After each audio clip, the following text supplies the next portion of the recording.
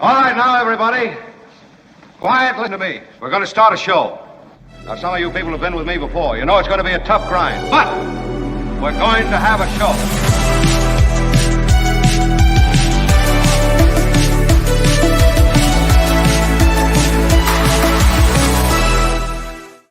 What up, all? Welcome.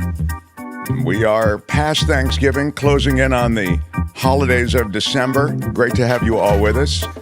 This is a live show every day. Many of you listen to it in delay at one point or another, which is totally cool. In fact, we had some good comments in the after hours trading, after hours commenting.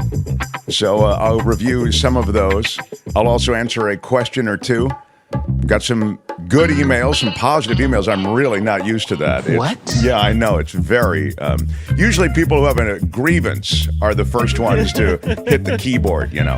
The airing of grievances. Yes, it really is. It's America. We love it. Kim is here. To the rest of us. Hello.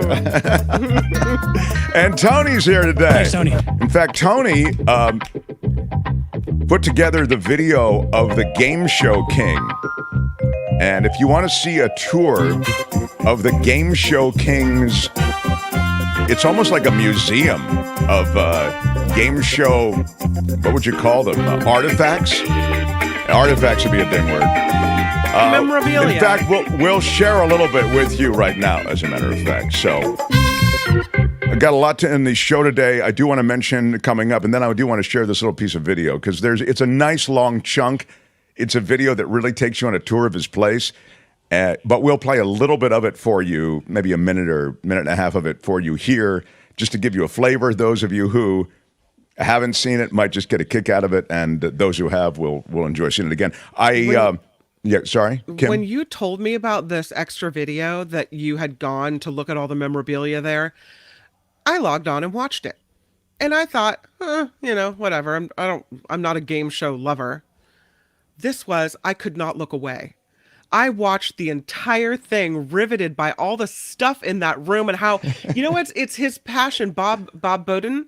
Yeah. It's his passion that really is infectious, and how excited he gets over all these old notes, and how he was able to live out his career and be a fan at the same time. And it's a really cool video. So no, I think that's exactly right. Kim, how are you? In fact, I'll say that his knowledge of the genre is so overwhelming. I mean, like dates encyclopedia, and yeah. Right. So the artifacts sounds. He knows exactly what sound from what show. The guy's incredible. Tony, play a little bit of this video of our tour of and then I want to say what's coming up on the show. But here it is. You can see this video now on our channel. It's a separate video. And I just threw a link in the chat to it as well. But don't watch it now. Cool. Watch it later. Yeah, that's right. Okay. Since you're radio. Yeah, I'm an audio kind of guy. Okay, so I asked a technician friend of mine to put together a box of my favorite game show sounds. Okay? And so here's a few. This is the first three are from Family Feud. That's the ring-in sound. Love it. Podium. Love it. Okay, a right answer gets you, and a wrong answer gets you a strike, which sounds like this. Oh, that's magnificent. A very iconic sound. Yeah. If you're playing the $25,000 pyramid or the $100,000 pyramid, and you give an illegal clue, you'll hear this. That's the cuckoo. And if you, let's say you lose on The Price is Right, you'll hear this very iconic sound. That's the best. This is a very recognizable sound that's still being used. That's the reveal of the puzzles on Wheel of Fortune. This one. Daily Double. Daily Double. This is one that's near and dear to our association. This is from Greed, which is a show we did together in 1999. And when a contestant randomly landed on the Terminator, they heard this. I love the music cues on that show. It was a great score. Yeah. And of course, if you're playing Press Your Luck, you might hear this.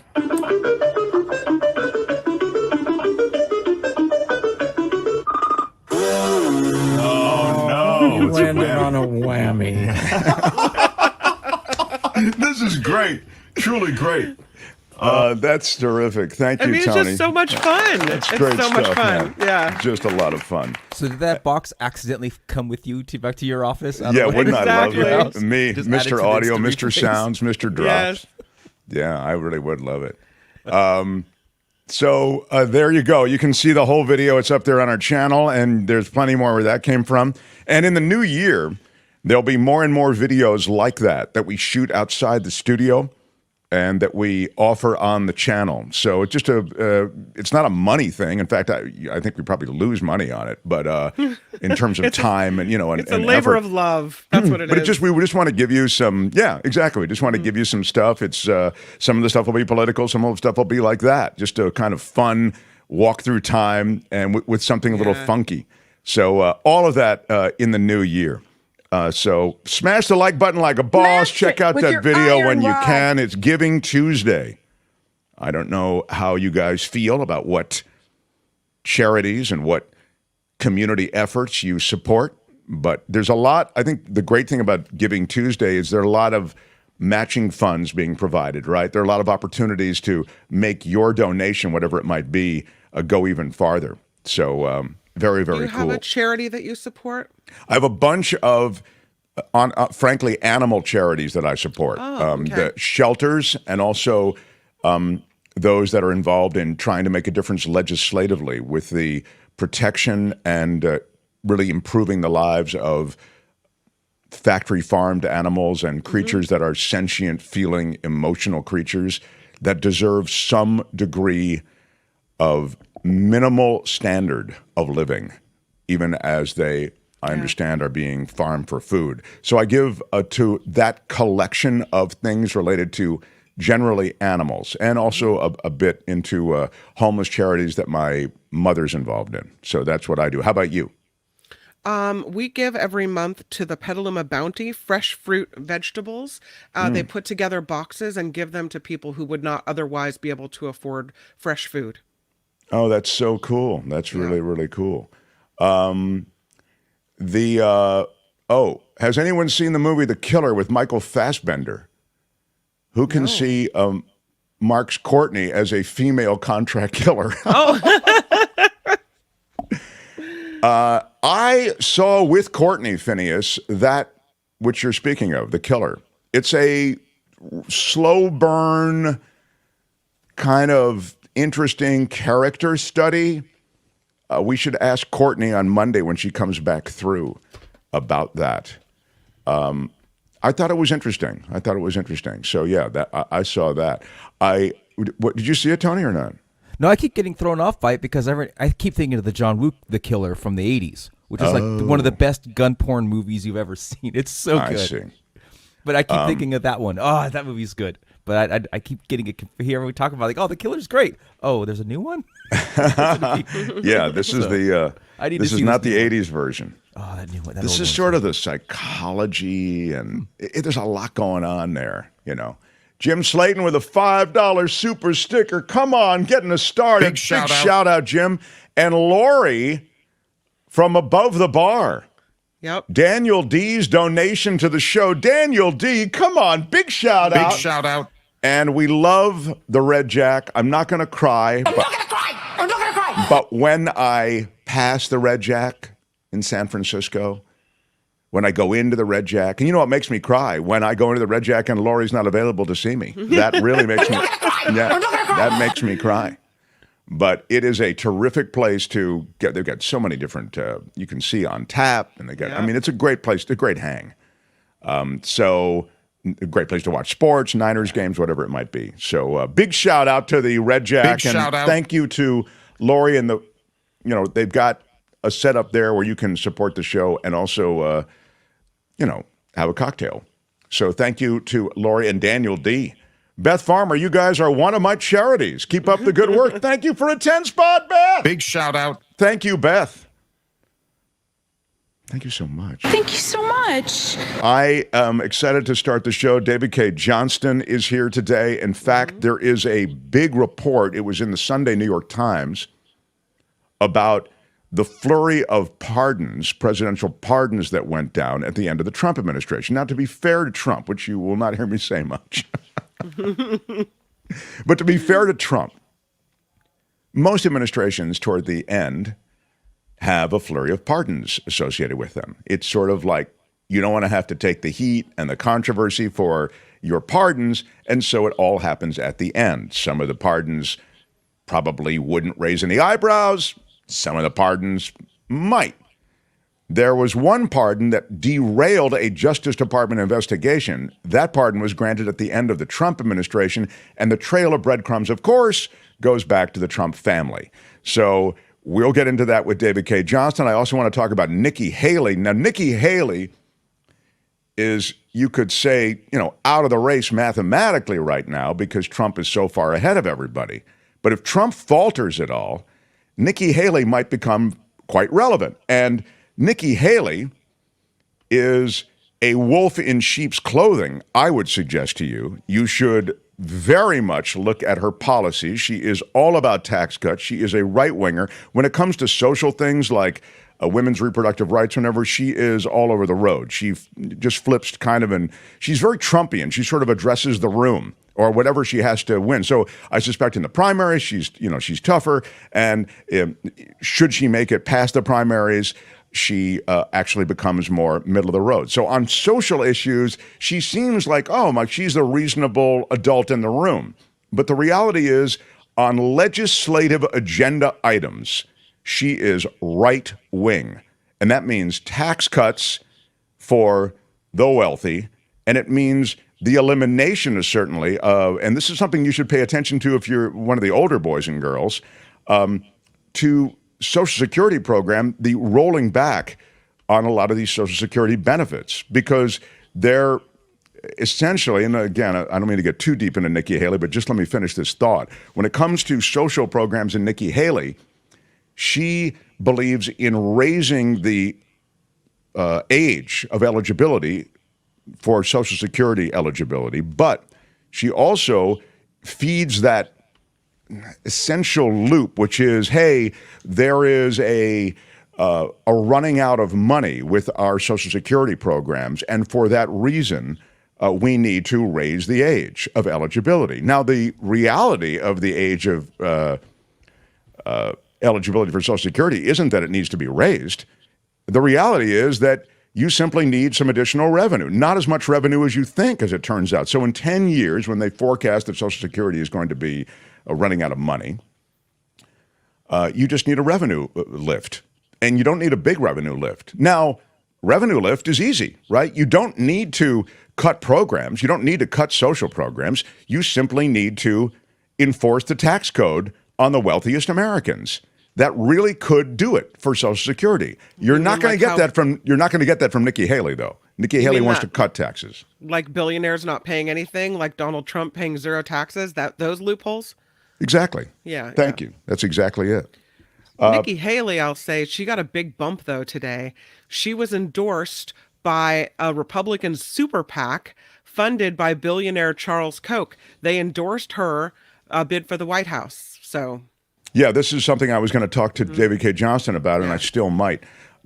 This is right. What Kim has just said is I think, an inflection point in this entire process when you talk about Trump. It's a weird fact, but Trump is way ahead of the rest of the field, as you know, and yet his funding all comes from small donors now, because the big donors really don't want to get near Trump. They either feel he doesn't have a chance to really win a general election, or they feel he's a toxic brand and essentially is just not a winner in many other ways. Like having him top of ticket will have a negative effect on those things that are further down ticket. Now, Haley is just the opposite. She has big donor money, as Kim just noted. She has Koch brothers money, and she has other institutional GOP money. But what doesn't she have? The kind of support that Donald Trump has. So there's sort of this weird game being played out among the GOP. Now, DeSantis, meanwhile, is a star that is fading. He's hoping Iowa rejuvenates him, but he seems as though he's a troubled candidate. Anyway, the Iowa caucus, which is crazy. I mean, it's not even a primary. It's this odd series of meetings. And when Michael Schur is here on Friday, he's gone to many an Iowa caucus. He can take you through it. And it's kind of crazy. But that does lead the GOP primaries. So we'll see what happens there, and DeSantis is counting on that. But yes, the institutional money and this big move on the part of Koch brothers money toward Nikki Haley, will that change things? If Trump falters, it will. If Trump continues like this, then, the money just ain't going to matter. So any comments before I move on from the anybody watching the comments? Yeah, there was a couple things that happened. Deb, that's a conversation starter. Deborah B, come on with a super sticker for 10 spots. Big shout out, Deborah. And Chad with a super chat. Dems better be careful what they wish for. If Trump for some reason exits the race, I think Nikki Haley beats Biden. Chad says that for 5. Big shout out. By the way, I agree. I agree because I believe that and this is what I was kind of trying to explain to you, the patina of middle of the road with Nikki Haley is the thing that's going to carry her with those who just can't pull the lever for Donald Trump. And patina is a ding word. But the notion, the perception that she is middle of the road, that is what will carry her to a victory over Biden. Sally C. says, a holiday blend from Coachella Valley is OMG. Big shout out. Yes. I'm not going to cry. I'm not going to cry about the Coachella Valley coffee, the new holiday blend. This is my last bit of it right here. And I probably am going to begin grinding it tomorrow because I'm all out. The holiday blend is good. Really, really good. Glad you like it, Sally C. Big shout out. Thank you for the super chat. My 13 days of tea today. I have my second Coachella Valley iced tea of my box of 13. This is the Moroccan mint. Oh. I have already sipped it, and it also is OMG. Wow, is it good.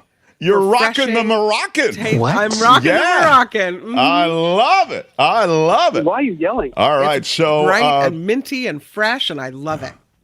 Just so good. Morning. You got it. Smash the like button like a boss. With your iron rod. Give us a thumbs up, and it helps us in the world of YouTube with the algorithms and such. I've got a big story out of San Francisco, and I want to do it now. The Mark Thompson Show. San Francisco, Libby Libville.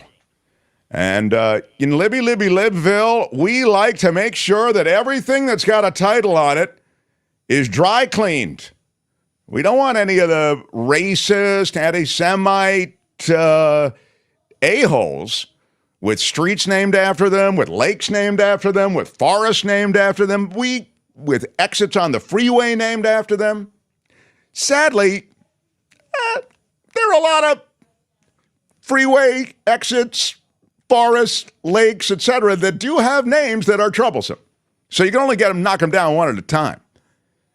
So Kim pointed out to me, there's a big one that looks like it is getting a rebrand. Kim, I wonder if you could share that with us. It's a romantic location, too. This is beautiful. It's kind of a gem of Golden Gate Park. This is Stowe Lake in San Francisco. And, you call it Stowe Lake, never really thinking about who Stowe was. Apparently, he was a pretty bad dude. Stowe, William Stow, was a former assembly member in the Bay Area, and he was quite the anti-Semite. He believed that he wanted Jewish people out of California, all of them gone. And he tried to implement a quote, Jew tax. I guess you have to pay for being Jewish. I don't know what that means. I don't even know what that looks like. I'd rebrand the name at minimum. I don't know. So that's what he wanted. And so now it's made public who he is and what he believed. They're stripping the name off of Stowe Lake in San Francisco. That's it. There's apparently 14 alternative names. Trying to get to them now, but it's not going to be Stowe Lake anymore. They're changing it to I Hate Blacks and Jews Lake, which is a very, that's an odd That's pivot. always a good one. Yeah. Oh, maybe that's just on the, I see, that's on the list. They haven't decided on that. Yeah, no. It is weird, and it's not the only place. I've mentioned this before. You know, Muir Woods is named after that Muir guy. John Muir Muir guy was a eugenics, total, I believe, racist guy. Google it. I'm fairly certain that that's the case.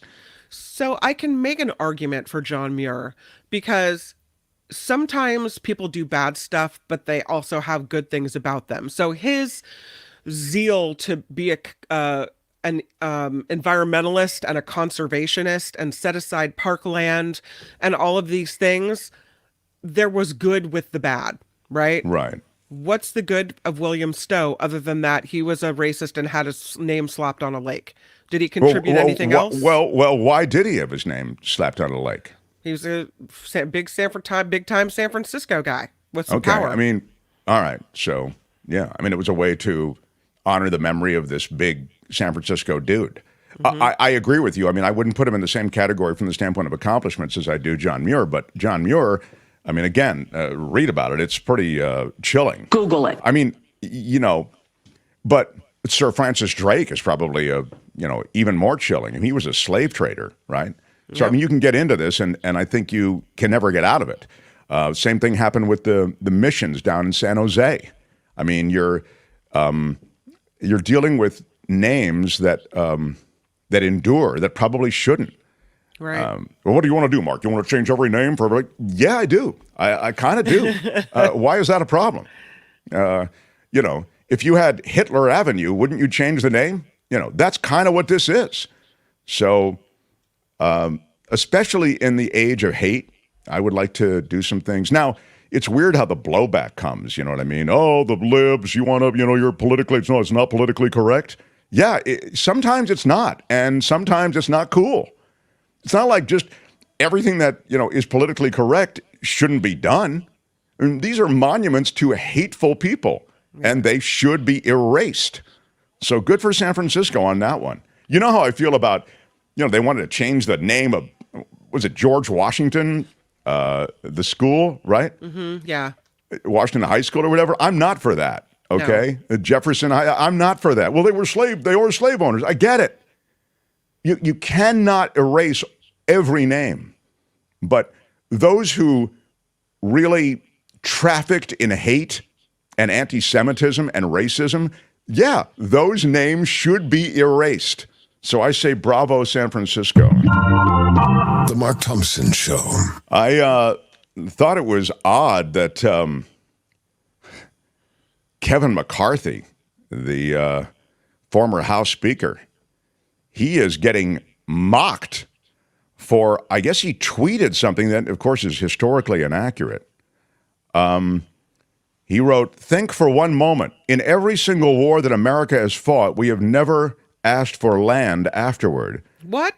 Except for enough to bury the Americans who gave the ultimate sacrifice for freedom. I mean, it's such a self-righteous tweet.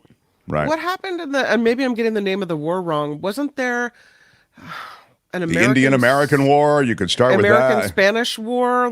Spanish-American War, sure. How did we get California? Thank you.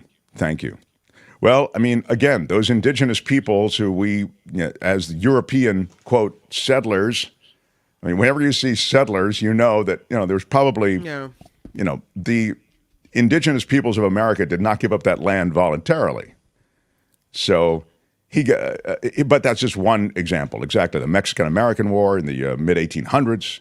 And precisely, we took this big chunk of real estate called California. And so, and this is, I would argue, is his own district. How does he not know that? He's from California. What? Yeah. He knew. You do not know what you are talking about. Exactly. The United States has never gotten land from a war? Really? Yeah. God. Ridiculous. Yeah. This from sea to shining sea, pretty much, right? Yeah, let's elect that guy to represent us in Congress. He seems like the brightest bulb on the tree. He is taking a lot of blowback, but that was really that was a weird one for sure. There's Kevin McCarthy. Yeah. Looks nice in a tux, though. The Mark Thompson Show. I thought it also interesting, just going to mention that Sports Illustrated is in the thing now. Sports Illustrated published articles by fake AI-generated writers. Sports Illustrated, I mean, this isn't some one-off publication. They gave the guy a name, okay? They gave the AI a name, made it seem like it was written by a real person. And in fact, they gave him a bio. The bio says, okay, so the guy's name is, again, it's all fake, Drew Ortiz. Drew has spent much of his life outdoors and is excited to guide you through his never-ending list of best products to keep you from falling to the perils of nature, it read. Nowadays, there is rarely a weekday that goes by where Drew isn't out camping, hiking, or just back on his parents' farm. The only problem with all that is, again, Drew Ortiz doesn't exist. He is an AI-generated creature, even AI-generated headshots, and it is that guy who you see a picture of does not exist. He's fake because he looks so real. Exactly. So they created this content on the Sports Illustrated website, and when it was found out, they erased it completely. It just disappeared from Sports Illustrated's site without any explanation.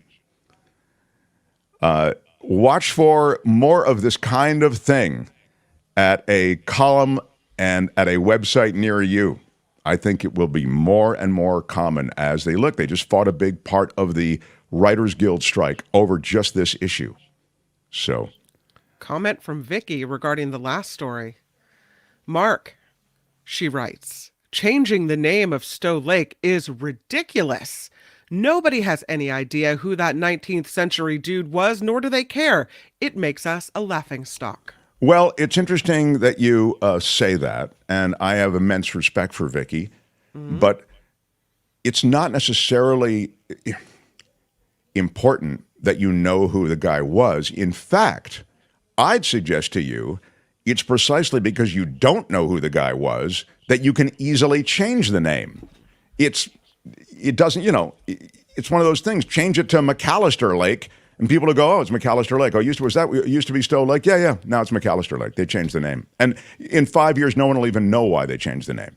They just change it. It's happened already. They're changing names all across the country. They changed the names of airports. I grew up in Washington, D.C. It used to be called National Airport. Now it's called Reagan. And and then they call it Reagan National Airport. And through the years, you say, oh, I'm going out to National. And you tell the cab driver or Uber driver or whatever it is, I'm going to National.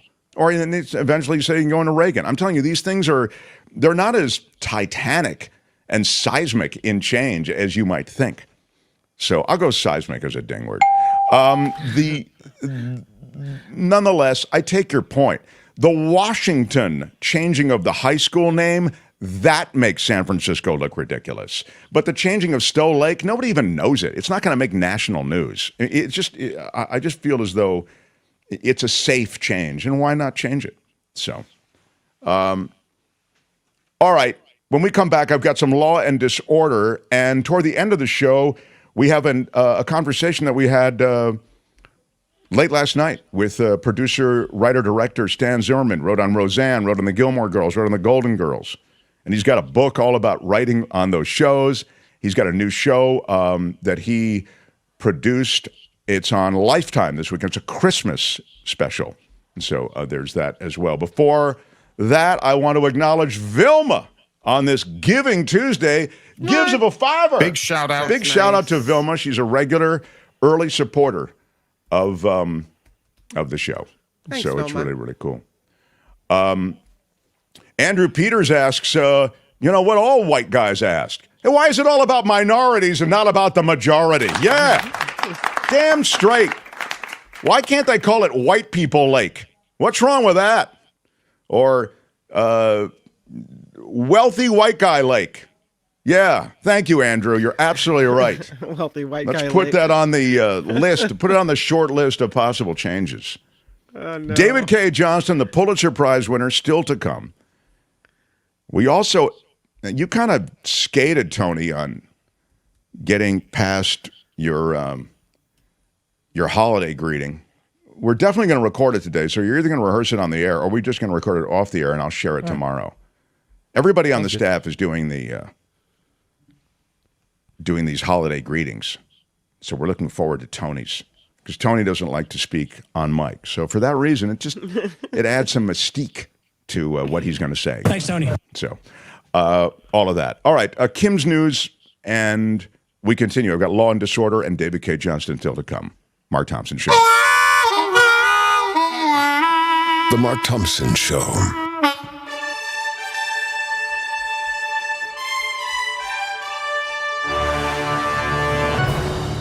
On the Mark Thompson Show, I'm Kim McAllister, and this report is sponsored by Coachella Valley Coffee or Coachella Valley Tea. Yeah, that's right. Well, the site's called CoachellaValleyCoffee.com, so. Yeah, or Coachella Valley Tea, the Moroccan mint, baby. Yeah, I'm telling you. She's rocking the Moroccan, everybody. Rocking the Moroccan. Party of four. Yes. That's right. Join my party. Currently, there is a memorial service underway for former First Lady Rosalind Carter in Atlanta, Georgia. Former President Jimmy Carter is attending despite being in hospice care. President Biden and First Lady Jill Biden are among the invited guests. Rosalind Carter, of course, passed away at the age of 96 earlier this month.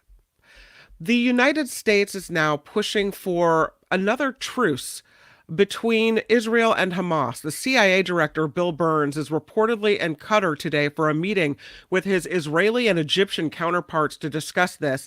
Hamas has so far released 69 hostages. Israel has freed 150 Palestinian detainees under the temporary ceasefire that took effect on Friday.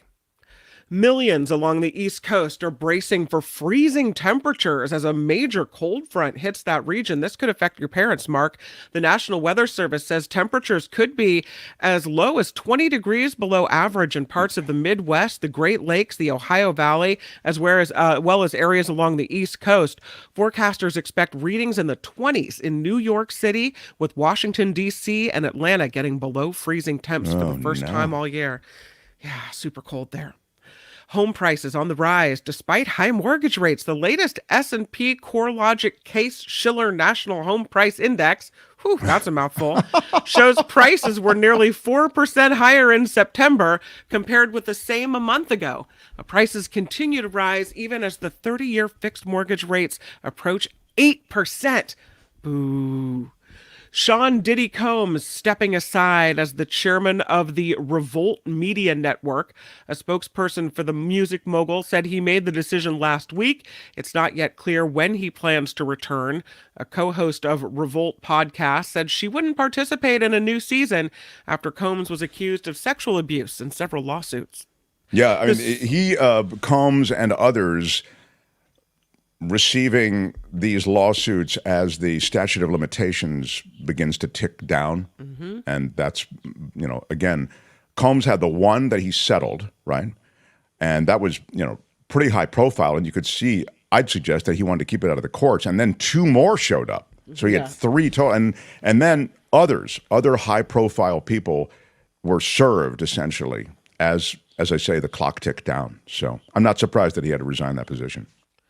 The search is on for whoever opened fire on two Bay Area freeways in Oakland. A truck driver believes a stray bullet shattered his window. He says it came within inches of hitting him yesterday morning near High Street along Interstate 880.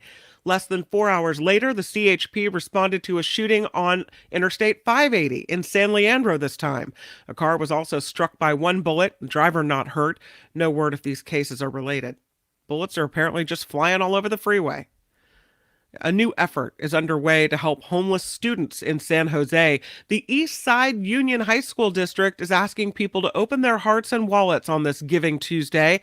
It's raising money for about 900 kids who may be living in motels and shelters or staying with someone other than a parent. The district expects the number to jump to 1,500 by the end of the school year. Man, all donations will go toward warm clothing and gift cards. Again, that's the East Side Union High School District. BART, only 2 days left now for BART riders to use their paper tickets because come Thursday, the system transitions to only accepting Clipper cards as payment.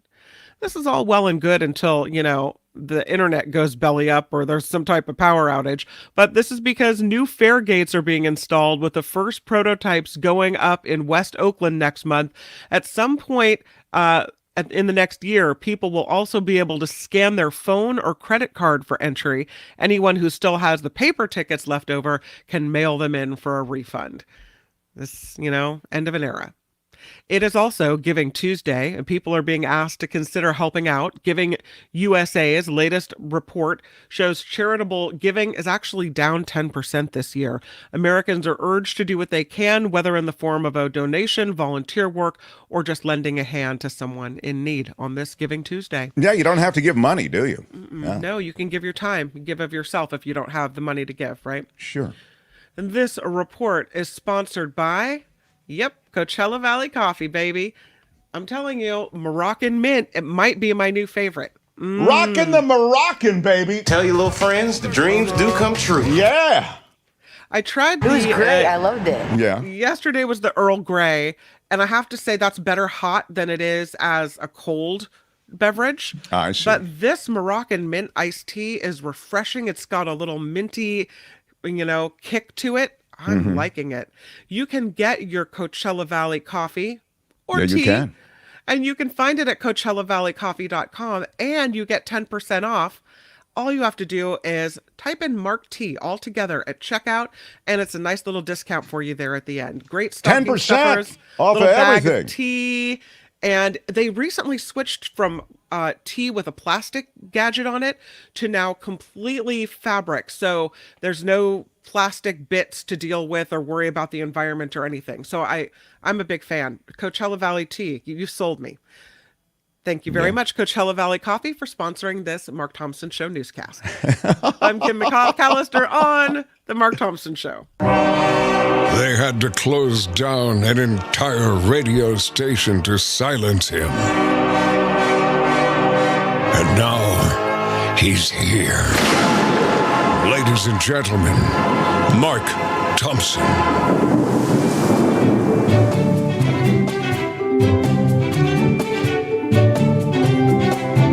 The Mark Thompson Show.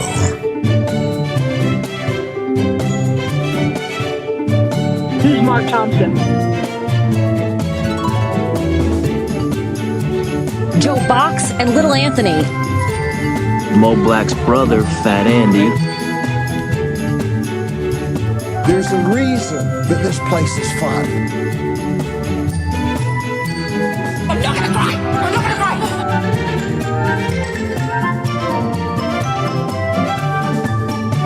Y'all can all go to hell, and I'm going back to Texas.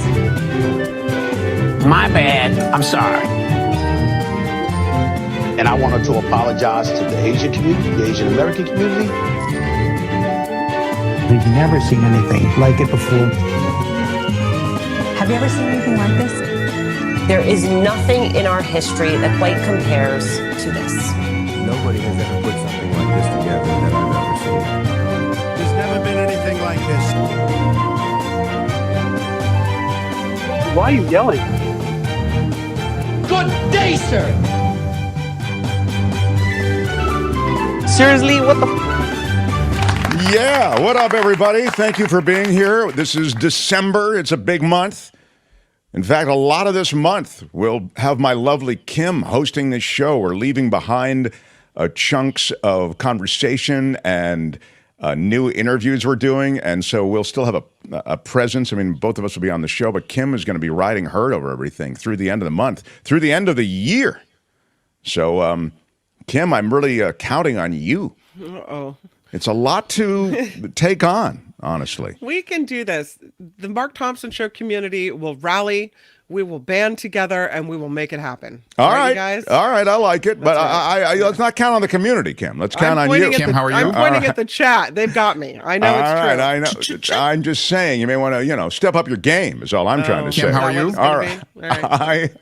We'll Karen says, isn't Stow Lake spelled Stow, S-T-O-W-E? No, it's not, Karen. It's spelled S-T-O-W, I think. Tony, how hard is it to say happy holidays, everyone? Says Vilma. Well, it's not that it's. Thanks, Tony. We'll see how Tony did. Tony's a man of great heart, so I think he'll do very well. You can't out-stubborn an Italian. You're gonna. There's no. That's it. Mark, correction. Wait a minute. What? This is from Chris. At George Washington High School, they wanted to cover a mural, not rename. But there was also talk about renaming it, Chris, with all respect. Right. Yeah. It's a different issue. Mm-hmm. Yeah, exactly. You're right about the mural, and I went to see the mural, and we talked about it ad nauseum on the show. But they also they're looking at renaming that at Jefferson, et cetera. So, and Edward, come on with a big shout out to Edward. If we're going to change names, let's get Andrew Jackson off the 20. What's worse than supporting slavery? Edward, I've said it before, and I'll say it again. It is an obscenity that Andrew Jackson is on the $20 bill. I'd rather see Taylor Swift on the $20 bill than Andrew Jackson. She's done more for the economy. If you've not made yourself familiar with Andrew Jackson, you ought to Google it. It's worth a look. I mean, what he did to the native peoples of America is unconscionable, unforgivable. It led to disease. It led to death. It is, look, the Indian Removal Act, the things he did. He was the 7th president of the United States, and the crimes he perpetrated during his administration on native peoples, unforgivable, and I absolutely agree. I'd get him off of the 20. But by the way, again, we can't even get a budget passed in this country. You'll never get him removed from the 20. But thank you for that, and a big shout out. You're absolutely right about that. Who do you put in his place? Grant? I told you. Taylor Swift. Come on. Taylor Swift on the 20. She's the greatest American, Taylor Swift. How about some Law and Disorder? You ready to go with that, Tony? Can we make it happen? All right. In the criminal justice system, the people... Pimps, addicts, thieves, bums, winos, girls who can't keep an address, and men who don't care... are represented by two separate yet equally important groups. A cop, a flatfoot, a bull, a dick, John Law. You're the fuzz, the heat, you're poison, you're trouble, you're bad news. These are their stories. There's a lawsuit that has come out of a Christmas party. So this is a little cautionary tale for those of you who are attending Christmas parties this holiday season. A former cashier has filed this lawsuit claiming that she quit her job after reporting the revelry associated with a night of debauchery at Taco Bell in San Pedro, California. She got threats, and there was even vandalism against her, and that's why she had to quit the job. But it was a Christmas party at Taco Bell that descended into an alcohol-fueled night of debauchery last year. One employee engaged in sex with his wife in front of other people. What? While his wife was seen kissing the restaurant supervisor and another woman. Man. Who knew at Taco Bell? There's never been anything like this. Yeah, I guess. Alana Beshlem, who worked for Taco Bell less than a year, said in this lawsuit that she filed last week that she endured threats and vandalism from coworkers for reporting what happened and was so overcome with stress and anxiety that she resigned days later. She's seeking unspecified damages, suing Taco Bell Corporation. Taco Bell declined to comment on the allegations in the suit. Meanwhile, a judge says that evidence shows that Tesla and Elon Musk knew about flawed autopilot systems in the car. A Florida judge is saying that a lawsuit against Tesla and its autopilot driving car can go to trial. Palm Beach County, it happened in Florida, ruling that there was, quote, reasonable evidence to conclude that Tesla owner and CEO Elon Musk and other company execs knew that the vehicle's autopilot system was defective. Still, they continued to tout its capabilities and sell it anyway. This whole suit is out of a deadly crash that happened in 2019. Jeremy Banner switched on the autopilot function on his Tesla Model 3 about 10 seconds before it drove under the trailer of a semi-truck. The collision sheared off the top of the car and it killed Banner. Oh, no. Yeah, so that resulted in this suit. And after the crash, the car continued to coast until it stopped in a medium about 1,680 feet from where it struck the semi-trailer. Tesla did not respond to a request for comment.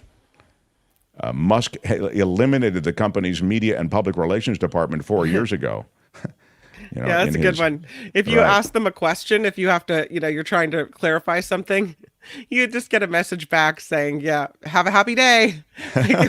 We're never going to talk to you. No, that's it. Maybe pick the wrong time to eliminate the media department. But, Elon does what he wants to do. There's a big case going down in Texas. It's a case about abortion rights. And here's how it works. Essentially, the Texas Supreme Court is considering the question, are the state of Texas's abortion laws harming women when they face pregnancy complications? It was brought by the Center for Reproductive Rights. It's grown into a case including 22 plaintiffs, 20 patients, and 2 physicians. They're suing Texas, and they're saying that medical exceptions in the state's abortion bans are too narrow to protect patients with complicated pregnancies. This is a big, big case in a red state. And the Texas Attorney General, Ken Paxton, and he's got his own issues, is defending the state's current abortion laws and arguing that the case should be dismissed. But at this hearing in Austin, the 9 Texas Supreme Court justices considered whether to apply this temporary injunction that a lower court judge had ruled should be in place. That injunction would give doctors greater discretion to perform abortions when a doctor determines that a woman's health is threatened or that a fetus has a condition that could be fatal. So watch that case in Texas. I think it could be instructive for what may happen nationally. And I'll remind you that that's one of the big components in what could turn this election. So we will see. That's Law and Disorder for today. Tune in again next time for more Law and Disorder on The Mark Thompson Show. All right, that's it. Let's roll. Hey, let's be careful out there. I'm just amazed by the Taco Bell party, to be honest. I had trouble getting past that. But in San Francisco, there's a longtime business dude shutting down because of crime, potentially. Mark Sackett is his name. He's owned a South of Market building with there's a printmaker, an antique shop, an events venue. It's called The Box SF. He's owned it for about 20 years. But he's facing financial ruin, according to this piece in the Chronicle, because he's unable to refinance $2.5 million mortgage. He's on Howard Street at 1069 Howard. And this building is scheduled to be auctioned off at a massive loss, and he expects all his businesses will be forced to close. The auction is going to be in late January. He blames, Sackett does, anybody in City San leaders? Francisco? What? Homeless people, drugs. Yep. Yeah. And don't forget violence. Yeah. He says his neighborhood has been plagued by these things, and since the pandemic, the area has fallen to the worst condition that he's ever experienced.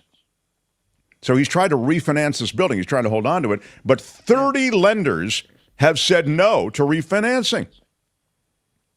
6 of them say, we are not making commercial real estate loans in San Francisco due to the state of the city. He says, it's my pride and joy. I'm out of runway here. I don't know what to do. Next door is a drug sobering center that opened last year. And Sackett saying that people will smoke fentanyl at his building's loading dock. He said that the staff has used pepper spray on 4 people trying to break in. And last year, someone attacked him with a knife. There's a window that's broken right now, and he'll have to pay around $4,000 to replace it. And it's a I mean, he goes on and on and on, needles at the location, and he's, it's sad. I mean, this is someone who's trying to retain ownership of this building, and he's a San Franciscan. He's been in town for ages. And he said he's tried to improve the area by commissioning a mural through a city grant and adding planters. But he and his two-person staff are constantly dealing with feces and needles left out there. And he hasn't gotten any help from the city, he says. They don't even return my calls, he says. They care about bike lanes, nonprofits, safe injection sites. They've just ignored small business, he says. This is the city of San Francisco, if you're just joining us. I'm done with San Francisco and the BS here, he said. It's out of control. Sad. I mean, again, small business person, and they're struggling, and the city's not there for them. Yeah. So that's the latest. The Mark Thompson Show. The latest on that. The Mark Thompson Show. It was great. I loved it. How would you handle this? We could try ignoring it, sir. Morning. You cannot say you love your country. Where are my weed smokers at? Stay at home and get baked. Yeah. All right. Well, if you're just joining us, we're a small show. We came from the radio, and we moved to YouTube, this platform. We took everybody from our radio show, and it was an attempt to. We're refugees, in effect. We're media refugees.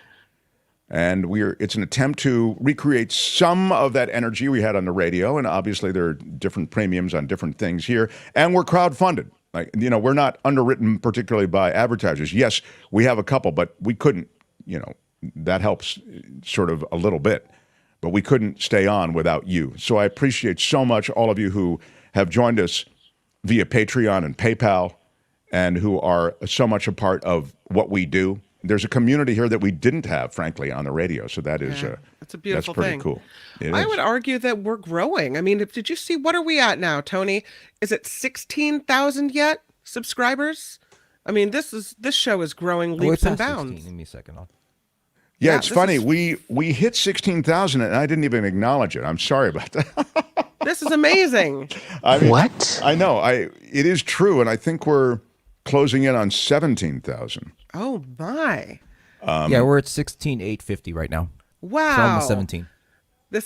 I mean, we're growing and growing and growing. I'm so proud. Yeah, I mean, it really is. Well, I'd say there's never been anything like this. Yeah, it's tough. YouTube puts a premium on certain things. A lot of our shows. For example, today I talked about women's reproductive rights, that case in Texas. Oh. That's going to get me. Oh, yeah, we're getting limited. Yeah, I have a story about vaginas and news. Wait till we get there. Exactly. That's going to be fun. That's going to be So that's the reason we need crowdfunding, because I don't want to be editing our content to the point that we're not doing anything relevant just because I want to get monetized. It's just not worth it, There's never been anything like this. Thank you, Jimmy. Have you ever seen anything like this? No, I have not. There is nothing in our history that quite compares to this. this.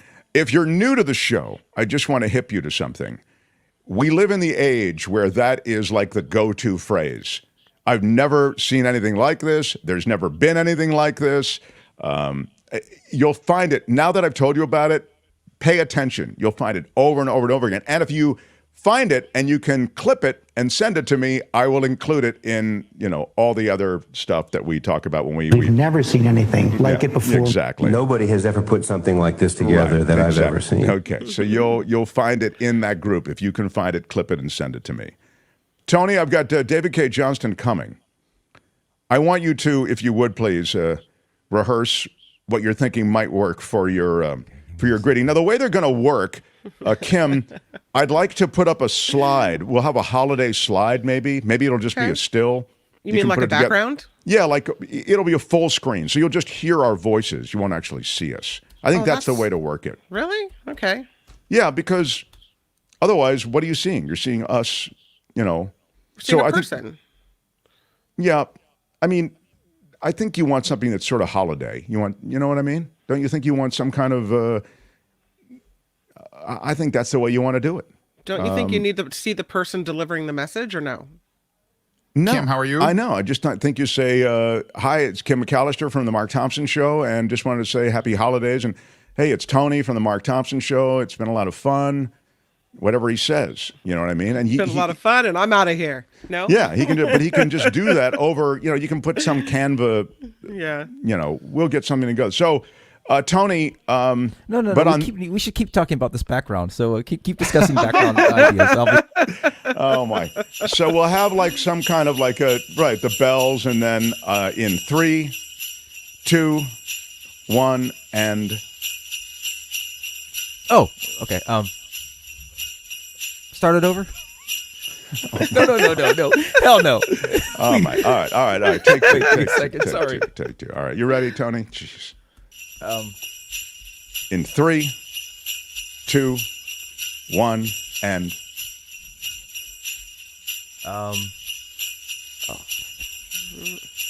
Give me 1 second. All right. Oh, look at the time. We should go to news. You sure? Oh, now I'm distracted. Oh my God! Simple, happy holidays. Unbelievable.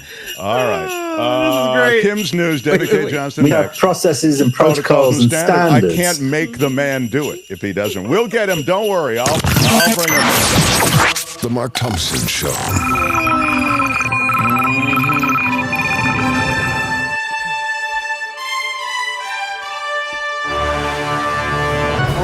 From tea to wine, I'm Kim McAllister on the Mark Thompson Show. This report sponsored by Tenuta Vineyards in Livermore, home of the Why Are You Yellin' Red? And boy, is it good. Donald Trump's legal team is arguing against an attempt to have him thrown off the presidential ballot in Colorado in 2024 by suggesting that the wording of the U.S. Constitution's insurrection clause doesn't apply to him. In their appeal against the Colorado lawsuit, Trump's lawyers reiterated the wording of Section 3 in the Constitution, the 14th Amendment, does not apply to people running for president, and that Trump technically did not swear an oath to support the Constitution. What? Instead, during his January of 2017 inauguration, they say Trump swore to preserve, protect, and defend the Constitution during his role as president, not support it. Oh my God! I'm not even by the making way, it up. what an implicit admission that the guy violated his constitutional oath. Just unbelievable.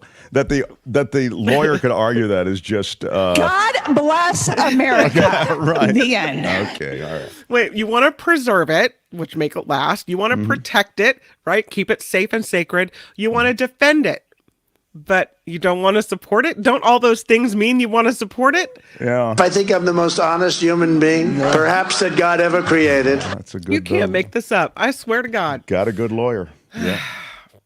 Former First Lady Rosalind Carter is being honored in a private tribute in Atlanta today. President Biden is at the service, along with former President Clinton and every living First Lady. Also on hand, former President Jimmy Carter, her husband of 77 years. The 99-year-old Carter has been in hospice care, but he is at the service. Rosalind Carter passed away at the age of 96. A private burial will take place tomorrow on the grounds of the Carter family home in Plains, Georgia. 12 more hostages released as part of an extended ceasefire deal between Hamas and Israel. This temporary pause in fighting extended an additional 2 days on Monday. Israeli and Palestinian officials say 30 Palestinian detainees, 15 women, and 15 minor males will be released from Israeli prisons today. CIA Director Bill Burns is reportedly in Qatar to meet with his Israeli and Egyptian counterparts, discussing a further extension of this truce. Meanwhile, both sides are claiming there have been violations of the ceasefire agreement. So it's a precarious ceasefire, and we just hope it sticks. Hunter Biden is willing to testify in public before Congress in the House's investigation into his actions. The president's son's legal team specified this hearing must be open in a letter to the House Oversight Committee. Hunter Biden's attorneys accused the House of using closed-door sessions to manipulate, even distort the facts and misinform the public. The panel's chairman, Republican James Comer, opposed the idea of a public hearing that could replace his scheduled deposition deposition. He blamed the Hunter Biden team of trying to play by their own rules. His deposition is currently scheduled for December 13th. It's really interesting because on the one hand, it's a media circus when Hunter Biden shows up. It's this politicized thing. It's essentially a hit job on the president. And by the way, Hunter Biden is probably hip deep in stuff that is at best unethical. Okay, he's not a good dude, traded on his name, etc. There's a lot of that happens, but just in terms of this one case, I think you have to admit that. On the other hand, what's interesting about this case is it's going to be a media circus, so you'd think that the Democrats would want to avoid that media circus, but what they're saying is, and what Kim, you made the point in talking about what they've said is, yeah, but we'd rather the media circus than the twisted facts and twisted statements associated with Hunter Biden testimony that will no doubt come out of the right. We'd rather people actually get a chance to see what the man truly said in testimony. Sure. It's interesting. Doesn't it make sense? Because there's a big media circus surrounding the fact that he's there, and then they can come out of behind the closed doors and say anything they want to say. Sure. Well, sure. If it's open to the public, they can't say anything they want to say. Then we're faced with the real words that came out of his mouth. Well, they'll still say what they want to say, but you're right. It'll be demonstrably false because you can see the actual testimony. Yeah. The Santa Rosa Petaluma region in the wine country where I live is the drunkest area of California. That's right. Well done, my people. According to a new study by the financial news website 24/7 Wall Street, more than 23% of adults surveyed in this region reported they drink excessively, also known as binge drinking. I'd be willing to bet my lunch that there's alcohol involved. Yeah. The California average is 18.5%. My Santa Rosa Petaluma people, that's right, 23%. Wow. I'm telling you. Square and Afterpay sellers broke the Black Friday and Cyber Monday records with 70 million transactions. The San Francisco-based digital checkout platform saw in-person and online retail restaurant sales increase 15% year over year. The cities with the largest volume of sales, New York, Los Angeles, London, Chicago, and Miami. Lastly, federal authorities say they seized harmful doses of what's promoted as vaginal tightening gel at the Minneapolis-St. Paul International Airport. That's right. Go ahead and demonetize us right now because I'm going to keep going. U.S. Customs and Border Patrol agents confiscated more than 2,500 unregulated gel-filled syringes. The shipment came from Hong Kong. CPB said the potentially harmful product appeared ready for sale online, and the domestic value would have been more than $19,000. Wow. Tony, do you have any thoughts on that? Why would that be that they have all this people in line for the gel? Vaginal tightening gel. It's bizarre. I didn't even know it was out there. Who knew? I guess it's out there at TSA. A little something for everyone. All right. This report sponsored by Tenuta Winery and, Sonoma, Petaluma, Rohnert Park, Katati. Since we're drinking it up anyway, you might as well drink the good stuff. The Mark Thompson Why Are You Yelling Red is amazing. And if it's white you like, that's all right. They've got it too. The Hey, which one of you is Mark Thompson Pinot Grigio is the white. That's a fine choice, right? Which one of you is Mark Thompson? Right. Okay. Lovely to serve at your holiday gatherings. And when they see Mark's face on the label, it's a conversation starter, right? Okay. And so why don't you take advantage of your 10% off? What do? Well, let me tell you. You've got to call Tenuta Vineyards in Livermore, 925-699-4576, and all you have to do is say, Smashed it with your iron rod. Get your 10% off, and you're well on your way to a wonderful conversation at the holiday table. I'm Kim McAllister, and this is The Mark Thompson Show. Yeah. The Mark Thompson Show. Yes, thank you all. I have a Pulitzer Prize winner waiting, and I'm not going to leave him waiting any longer. This guy is a multiple best-selling author, Pulitzer Prize winner, one of the great minds who weighs in on everything from government and taxes to Donald Trump. He's written multiple books about Trump and knows the way Trump does business. And we do have some Trump stuff in our conversation scheduled with the great David Cay Johnston, everybody. Hi, David. Well, Mark, welcome from my newly restored office after the broken water pipe. No books. Oh, I wondered why the books are not yet there. No books. The bookshelves have been rebuilt. No, that's terrific. Well, congratulations on getting it done. Sometimes those projects can go on, for a very long time without getting done. This one will. Hey, there was a piece in the New York Times on Sunday which produced revelations about a last minute, if I'll just use it as a phrase, I mean, it wasn't literally the last minute, a commutation for a drug smuggler named Jonathan Braun. And it was of significance, and this piece pointed out its significance because it derailed a Justice Department investigation and case that was underway. Could you speak to this, please? Yeah, at the time Trump was leaving office, he gave a whole number of commutations, clemency, and pardons that were not run through the Justice Department office, which vets these things. Now, early in the days of our republic, there were lots of pardons given by presidents, and frankly, I think there should be a lot more pardons granted by presidents than there are. But they also need to be done, I think, with some kind of a process. The implication of this story, and Tom Hartman didn't beat around the bush in his piece today, he just stepped up to the ball and hit it, is that Trump was selling pardons, selling commutations, selling clemency. In fact, the word back when Trump left office was took $2 million to get yourself a pardon. And in this case, the Times documents very carefully the remarkably close relationship between the fellow who got clemency and Jared Kushner's family. By the way, Jared Kushner's father, a felon convicted in a particularly nasty case, was among those who got last-minute pardons. And how this fellow and his wife just happened to be at a Trump property when Donald was there to get their picture taken after this benefit. You may recall that about 30 years ago, the outgoing governor of Tennessee was selling pardons, and he went to prison. And if Trump was selling pardons, well, the president's power to pardon is virtually absolute. It's not absolute because you can't do an official act for money. That's a crime. And the pardon may or may not stand if it were challenged. And I think it's absolutely obligatory for the Justice Department to investigate. They only have a limited amount of time before the statute of limitations would run out. That would be essentially December of 2025.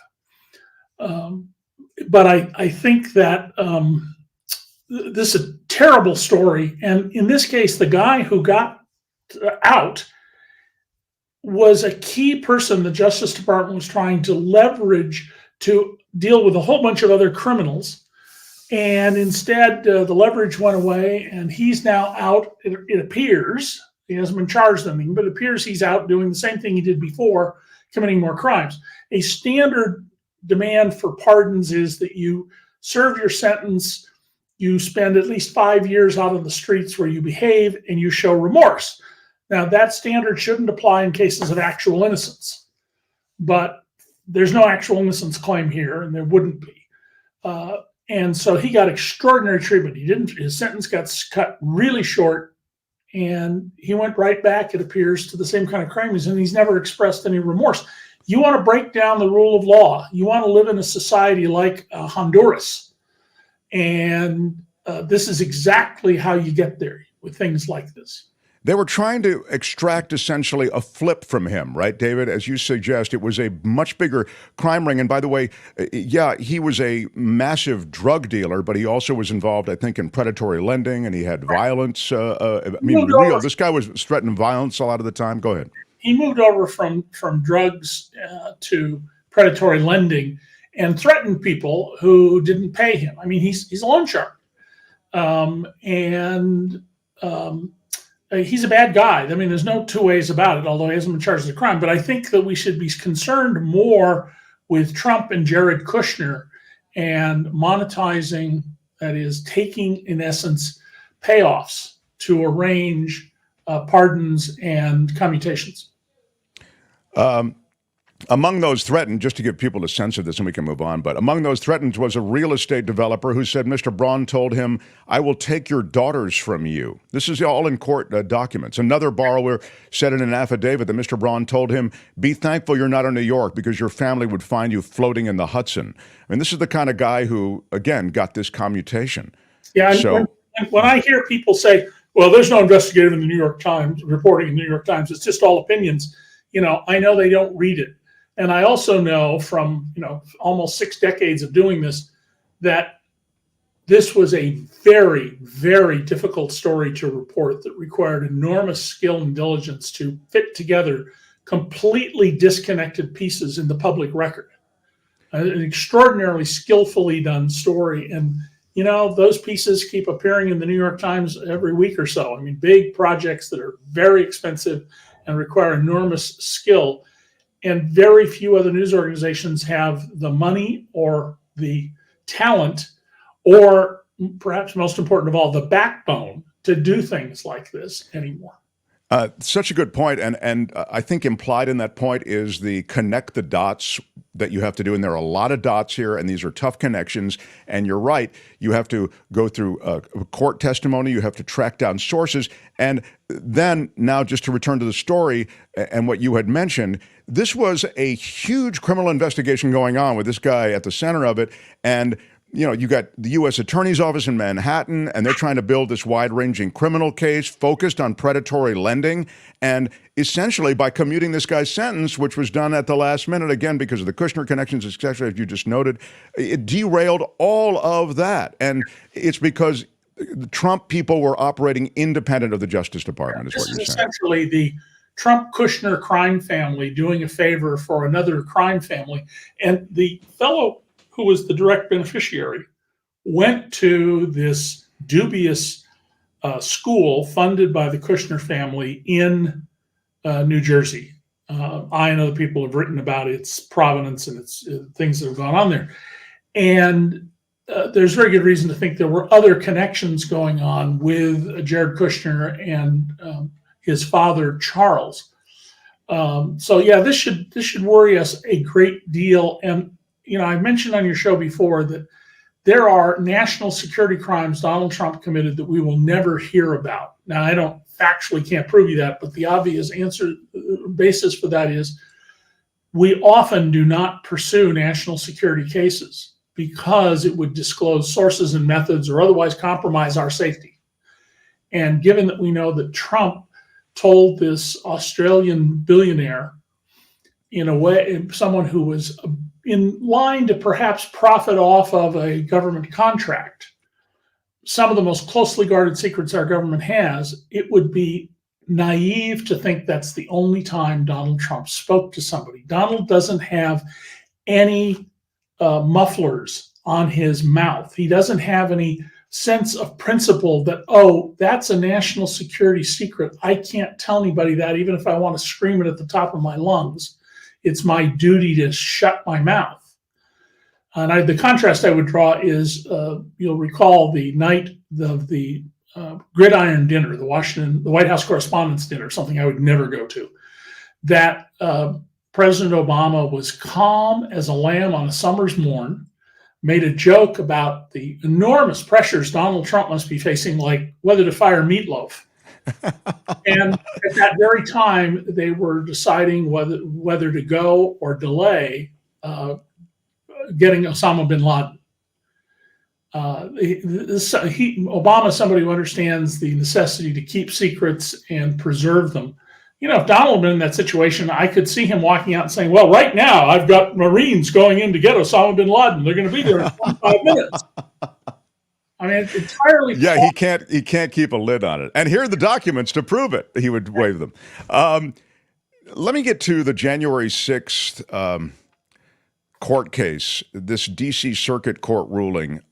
This ties Donald Trump to the January 6th violence. This thing's been going on a while, David. It's coming up on its 1-year anniversary, I believe.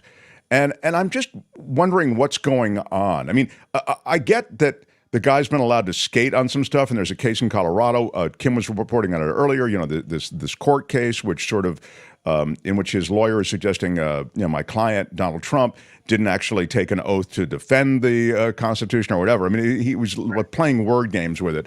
But on this one, you'd think there would be a ruling in 1 year's time. Can you speak to this bid to hold Trump accountable for the January 6th violence and where that sits? Well, I think the judge in the Colorado case who said there's no question Donald Trump launched an insurrection, at the same time just didn't have the backbone to carry that through and adopted this cockamamie argument that Trump is not an officer and didn't take an oath to the Constitution. Both Michael Luttig, a very conservative federal judge who is one of the most respected by people on the right, the Federalist Society people, treat him as one of the really greats of our era.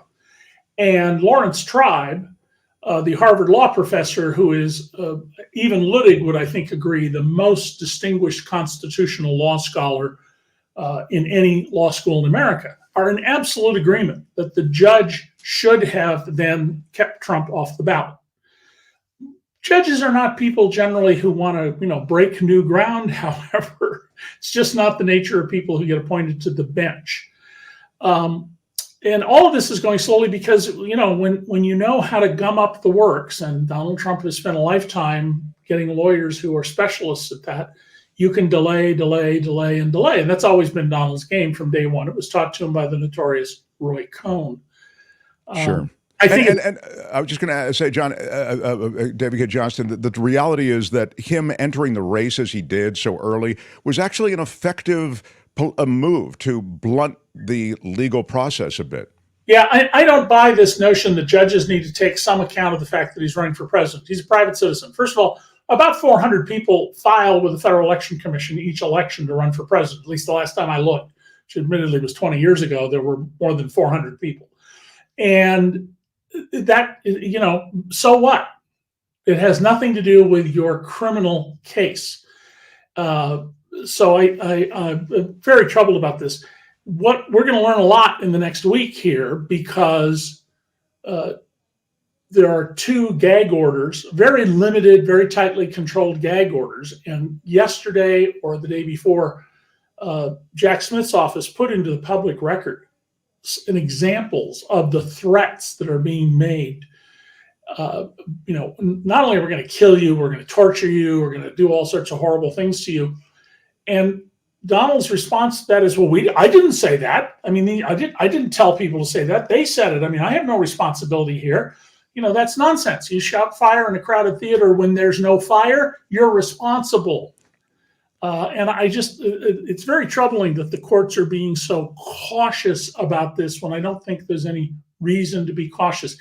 If Donald Trump were a poor criminal defendant, even in California or Massachusetts, you don't have to go to Mississippi for this, and said the things he said, he'd be sitting in jail. He would be remanded. When you are out on bail, there are conditions on your being out, because a judge could remand you prior to trial, and you violate those conditions, there should be serious sanctions on you, including, and I think at this point, frankly, it would be entirely appropriate for a judge to tell Donald Trump, you're going to sit in a jail cell until the trial.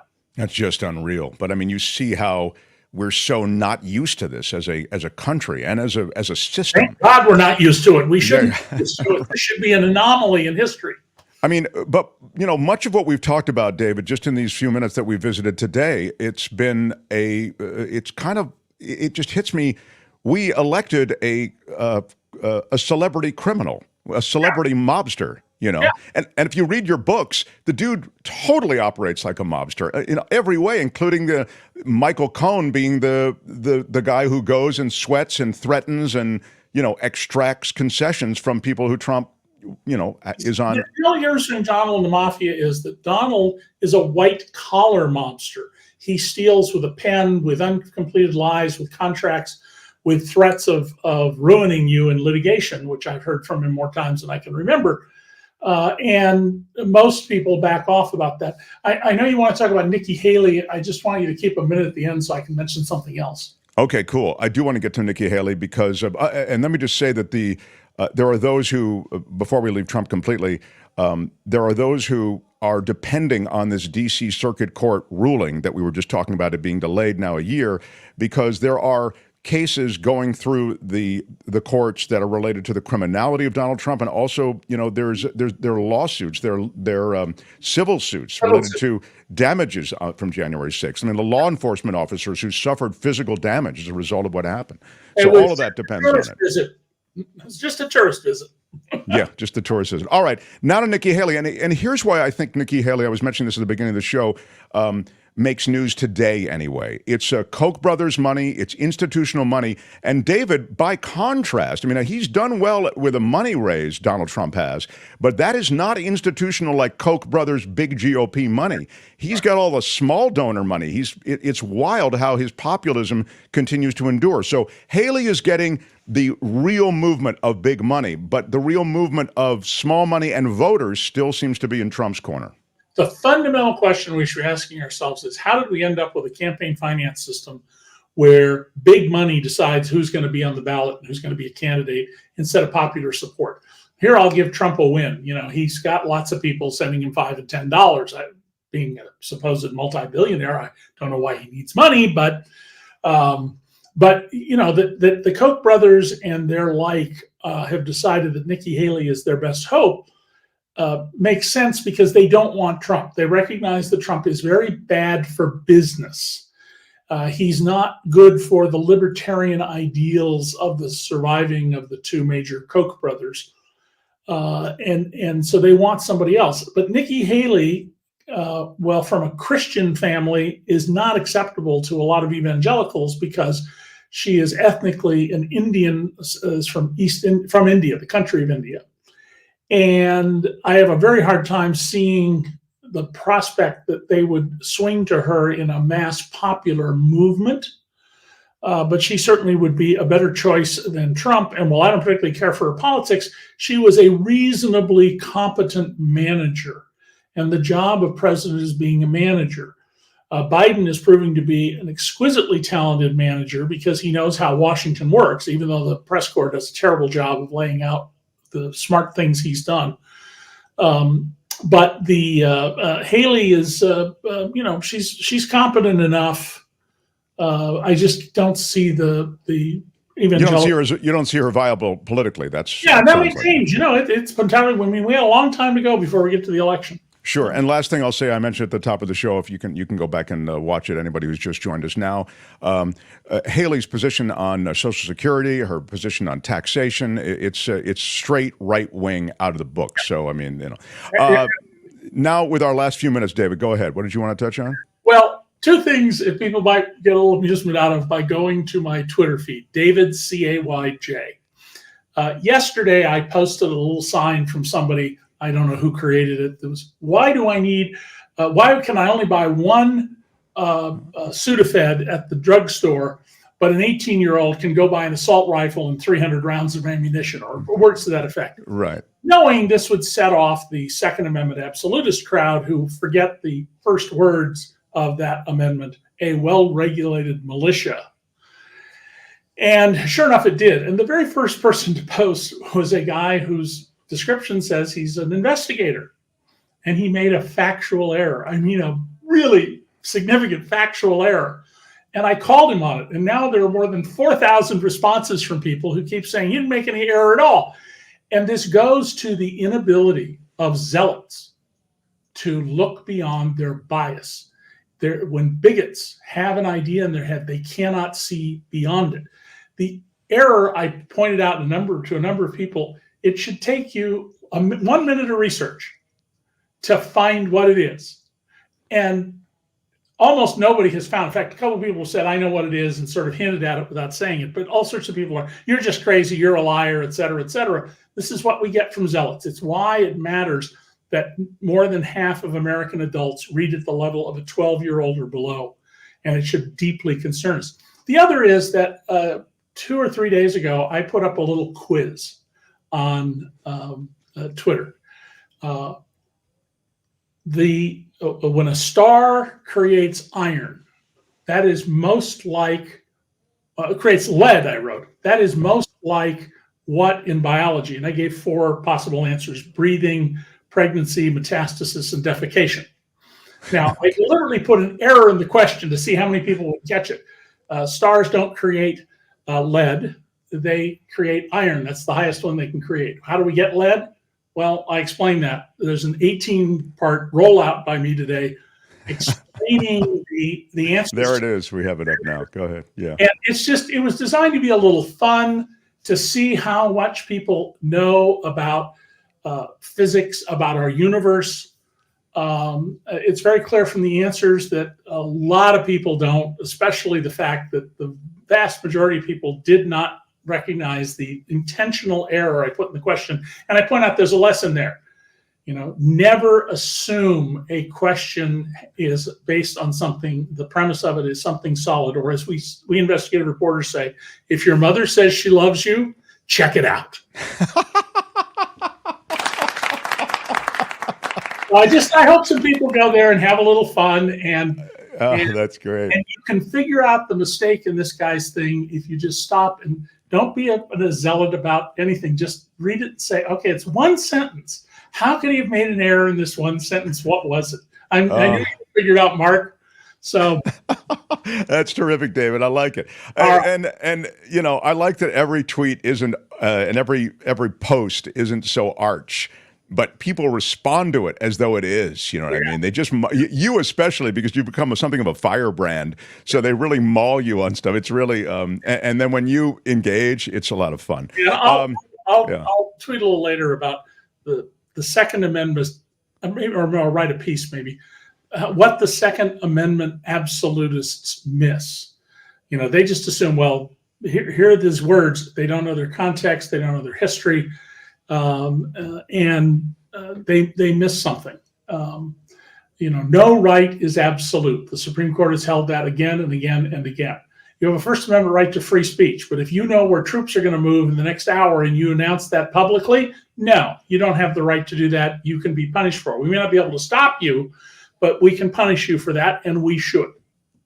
The absolutists about the Constitution are like the absolutists about the Bible. They grab what they want and twist oftentimes Wasn't the meaning. It kind of all those dinosaurs on the ark to not Thank you. for 40 days and then wait until the rabbits and the other animals had propagated new populations before they ate again? Oh, so great. I love the... when they raided Mar-a-Lago, God didn't like that. All right. David, you're a dream. Thank you. We look forward to next week. David Cay Johnston, everybody. Yeah. Too good. Love it, love it, love it. The Mark Thompson Show. I've got Kim's news upcoming, then a conversation with writer-producer Stan Zimmer about his new piece that will be a Hallmark movie, Christmas movie, this weekend. It's one of their first Christmas movies, I think. And so we'll speak to him as well. Meantime, you can smash the like button like a boss if you would be so kind. It costs you nothing. With your iron rod. And on this Giving Tuesday, you can give us a thumbs up. You've probably been moved by Tony's holiday remarks. Quite beautiful. And if you've missed them, you're not alone. I missed them also. But Tony, you want to give it one more time? I did a very good job, so we're good, right? I don't know about that, Tony. I mean, all you have to do is... Tony's very shy. Doesn't want to... the entire staff, we're all doing these. There was no agreement in making me full screen. There was nothing. Thanks, Tony. All right. Well, we try. We do the best we can with Merry Tony. Christmas, everybody. Leave me alone. There you go. Perfect. That's all you needed to say. Merry Done. Christmas, everybody. Leave me alone. Nothing says the holidays like that. Thank you, Tony. Hey, which one do you use, Mark Thompson? Who's Mark Thompson?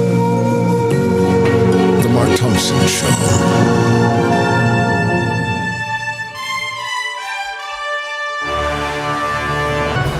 On the the Mark Thompson Show. I'm Kim McAllister. Let's start with the tribute honoring former First Lady Rosalind Carter now being over in Atlanta. President Biden was at the service along with former President Clinton, and every living First Lady. Also on hand was President Jimmy Carter, the husband of Rosalind Carter for 77 years. Carter, now 99, has been in hospice care and was in a wheelchair. Rosalind Carter passed away at the age of 96. The funeral, the private burial, will be held on Wednesday. New York City Mayor Adams continues to forcefully reject the sexual assault allegations that surfaced against him last week. The City Hall chief lawyer Lisa Zornberg says the person making the claims has written a book on how to file lawsuits, adding neither the mayor nor the city have been served. Mayor Adams has once again said he doesn't recall ever even meeting the person who is making the allegations against him, pressing that it is not in his nature to harm someone. Disgraced South Carolina lawyer Alex Murdaugh was formally sentenced today for nearly 24 financial crimes. He pled guilty in exchange for a 27-year prison sentence. He appeared in Beaufort County Court today, apologizing to his victims. Murdaugh stole more than $8 million from clients. They include a scheme to steal $4 million in life insurance funds from his late housekeeper. Murdaugh is already serving 2 life terms in prison for the murders of his wife and son, a crime he continues to say he didn't commit. A federal judge in Seattle is ordering Binance founder Changpeng Zhao to stay in the United States until he is sentenced to prison. Zhao pled guilty last week to money laundering charges. His lawyers petitioned the court to allow Zhao to return to the United Arab Emirates temporarily. That's a no-go. An 83-year-old woman died after falling down a well shaft that was hidden under the rotting floorboards of a home in Salem, South Carolina. This home more than 100 years old. This happened Sunday afternoon. The woman helping her daughter move out of the house, and she was walking through the kitchen when part of the floor collapsed and she fell through. The woman's daughter tried searching for her, even in the crawl space under the house, couldn't find her. Firefighters came, took them 4 hours to recover her body from a 48-foot hole. Oh, my Lord. Dorothy Louise Downey passed away. Apparently, the family was aware that the floor was rotten, but they didn't know the well shaft was underneath it. Oh, that my house Lord. was built in 1920. Yeah, they just were unaware that that was there. I mean, who would know that, you've got a 48-foot hole under your house? What a moment. That really is wild. I'm telling you. Senate Minority Leader Mitch McConnell says getting serious about border security starts with fixing the Biden administration's border crisis. On the Senate floor, McConnell said illegal migration has left the asylum and parole systems in desperate need of reform. McConnell added there needed to be meaningful policy changes addressing the southern border before any supplemental national security legislation could pass in the Senate.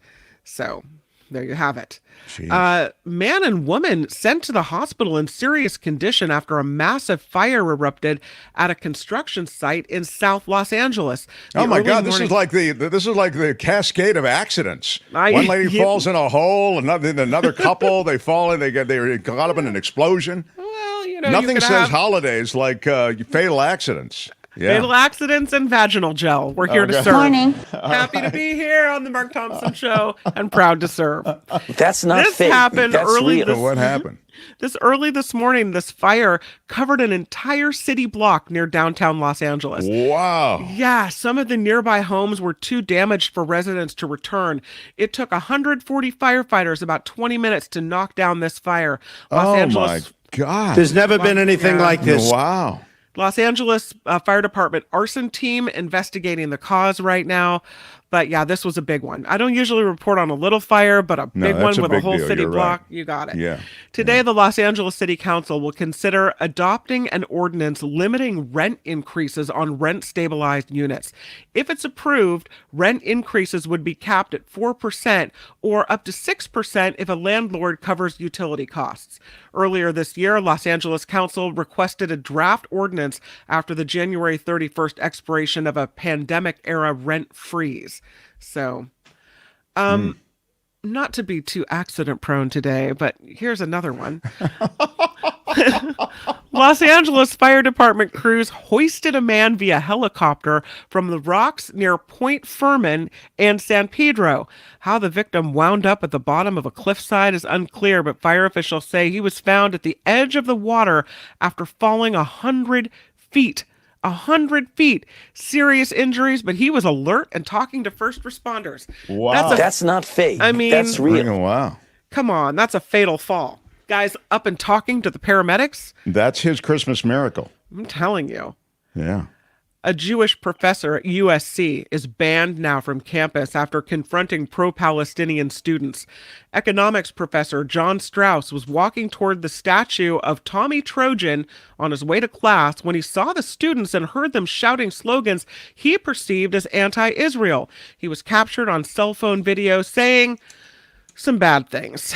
And so, I won't tell you what he was saying, but let's just say it wasn't kind of kind. Well, they got into it with him. He got into it back. Yeah. And then, of course, the guy who strikes second is the guy who gets the flag. But, I mean, and this is a pretty bad one. Did they expel him, or what did they do from campus? They banned him from campus. Well, so I think he's under administrative leave, I believe. Am I wrong? Video went viral, reposted with clips taken out of context, they say. Right. Millions of views later, USC banned Strauss for the rest of the semester. Okay, Beth. Okay. Yeah. Dueling petitions are circulating that call for his firing and then also for his reinstatement. USC says it continues to review what happened as more information comes in. So, you can edit that cell phone video to make it look very damning, or maybe it is damning, but it's one of these things where how do you really know?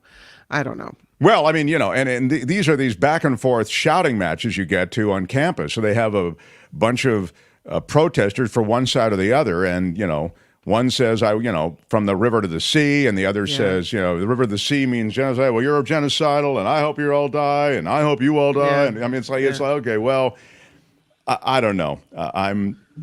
It's a troubling time, and definitely on America's university campuses, there's some heat. And there's oversteering, I think, in places. I don't know what should have happened in this case, but I'm just saying in many cases there's some oversteering.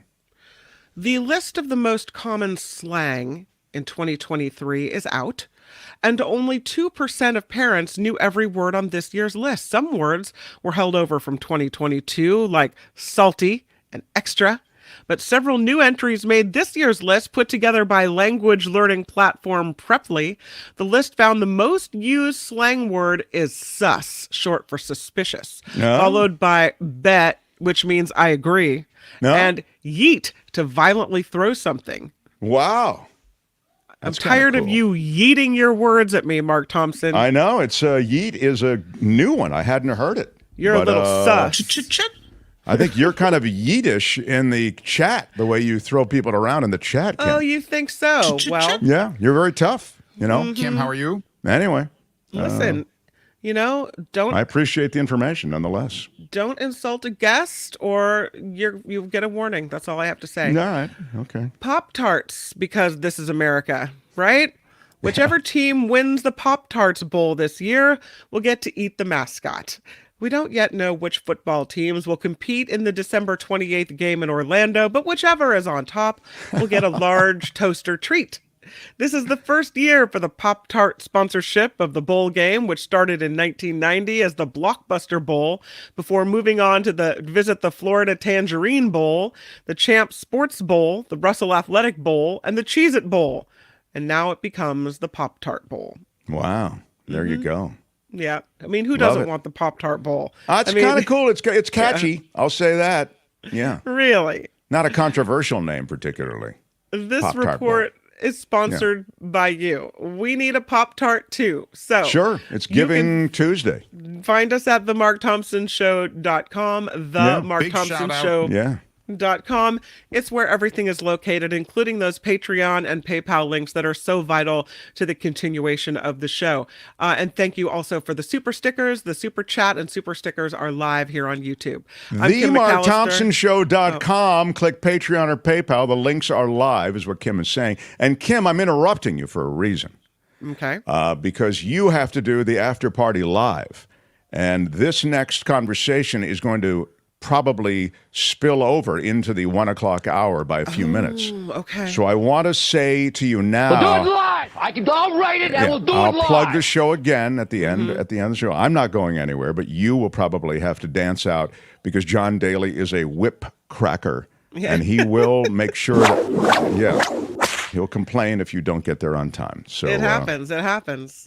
Anyway, so but nice job, and absolutely big conversation and interview coming up. So wonderful. Thank you very much. I'm Kim McAllister, and this is the Mark Thompson Show. They had to close down an entire radio station to silence him. And now he's here. Ladies and gentlemen, Mark Thompson.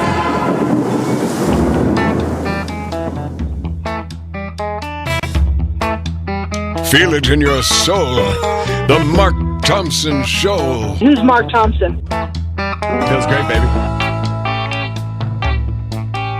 When they raided Mar-a-Lago, God didn't like that. I apologize to all who have been hurt. God bless America. The end. If I think I'm the most honest human being, perhaps that God ever created. Who is having that conversation? They pay me a lot of money for having attitude. You know what, Howard? You created havoc and chaos. Sayonara, sucker! Listen to me. I don't want to hear you. You cannot say you love your country. Where are my weed smokers at? Good day, sir! Why are you yelling? Seriously, what the There's never been anything like this.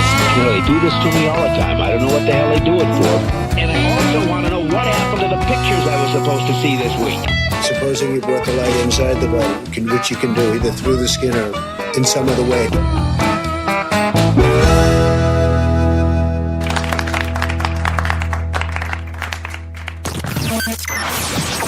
The Mark Thompson Show. I'm excited. Guess who's come in for the holidays? He's a director. He's a writer. He's a producer. He's the guy who is a writer on Golden Girls. Is that what it is, Kim? Golden Girls. And I'm looking at the book. He's written Golden the book. Girls, Gilmore Girls. The Girls from Golden to Gilmore is his new right. book, and that was messing with my head. But here he is with a new project to Stan Zimmerman. I really botched her intro, and I'm really sorry about that. Jesus. Let's start all over again. How can I write a sitcom for you if we're going to have to do take after take after right. take? Writer on Roseanne. I mean, you've worked in some pretty cool writers' rooms. I'm sure that with some scary moments. I've got stories, yes, and they're all in the book. All in the book. I love it. It really, Gilmore Girls and Golden Girls, very different series, but you stayed close to both. And I was talking to Kim before the show started, and I guess Gilmore Girls is like a big part of their life. They continue to watch that series over and over again. Both those shows I've seen go through peaks and valleys, and Gilmore Girls is having this crazy resurgence. We've actually had these Gilmore fan festivals called the Fan Fest Society in Connecticut and Maine and Toronto every fall. And where thousands of Gilmore fans, men, women, mothers and daughters come together, and we just talk and become friends and discuss every minor detail of Gilmore Girls. Well, I love that. And I love that you have a project for the Christmas season. Yes. It's called Ladies of the 80s, A Diva's Christmas. And it premieres December 2nd at 8 o'clock on Lifetime. I mean, to have a Lifetime movie. Christmas movie. Yeah. With these ladies. Of all the stuff you've done, Stan Zimmerman, this has to be in the crown jewels. Well, when they came to us, we were actually in Dallas, Texas, world premiering our play Silver Foxes, which was kind of a gay men's Golden Girls. And our old assistant, who's casting at Lifetime, said, "Can I throw your hat in the ring for this assignment? It's 5 divas. You have to shoot it in 13 days, one location. This is mid-March. It has to be finished writing by May 1st because of the writer's strike." And we said, give us 24 hours. We came back. We pitched a bunch of ideas. they liked a lot of them, but picked this one, and we wrote frantically. And luckily, they got to shoot it before the actors went on strike, and here we are. Oh, wow, that's right. You did have to get a good bounce on that. And so, Ladies of the 80s at Divas Christmas, absolutely love the title, and it connotes all of these things. What is it? Well, I wanted to play off of most of the ladies had actually all started on daytime soap operas, and I was a big ABC, All My Children, One Life to Live, General Hospital fan. And I noticed that all those shows are now being canceled. So we thought, what if they all started on one daytime soap opera called The Great Lakes? It's been canceled, but the writer-producer gets one last episode live Christmas Day, because they're known for their Christmas episodes.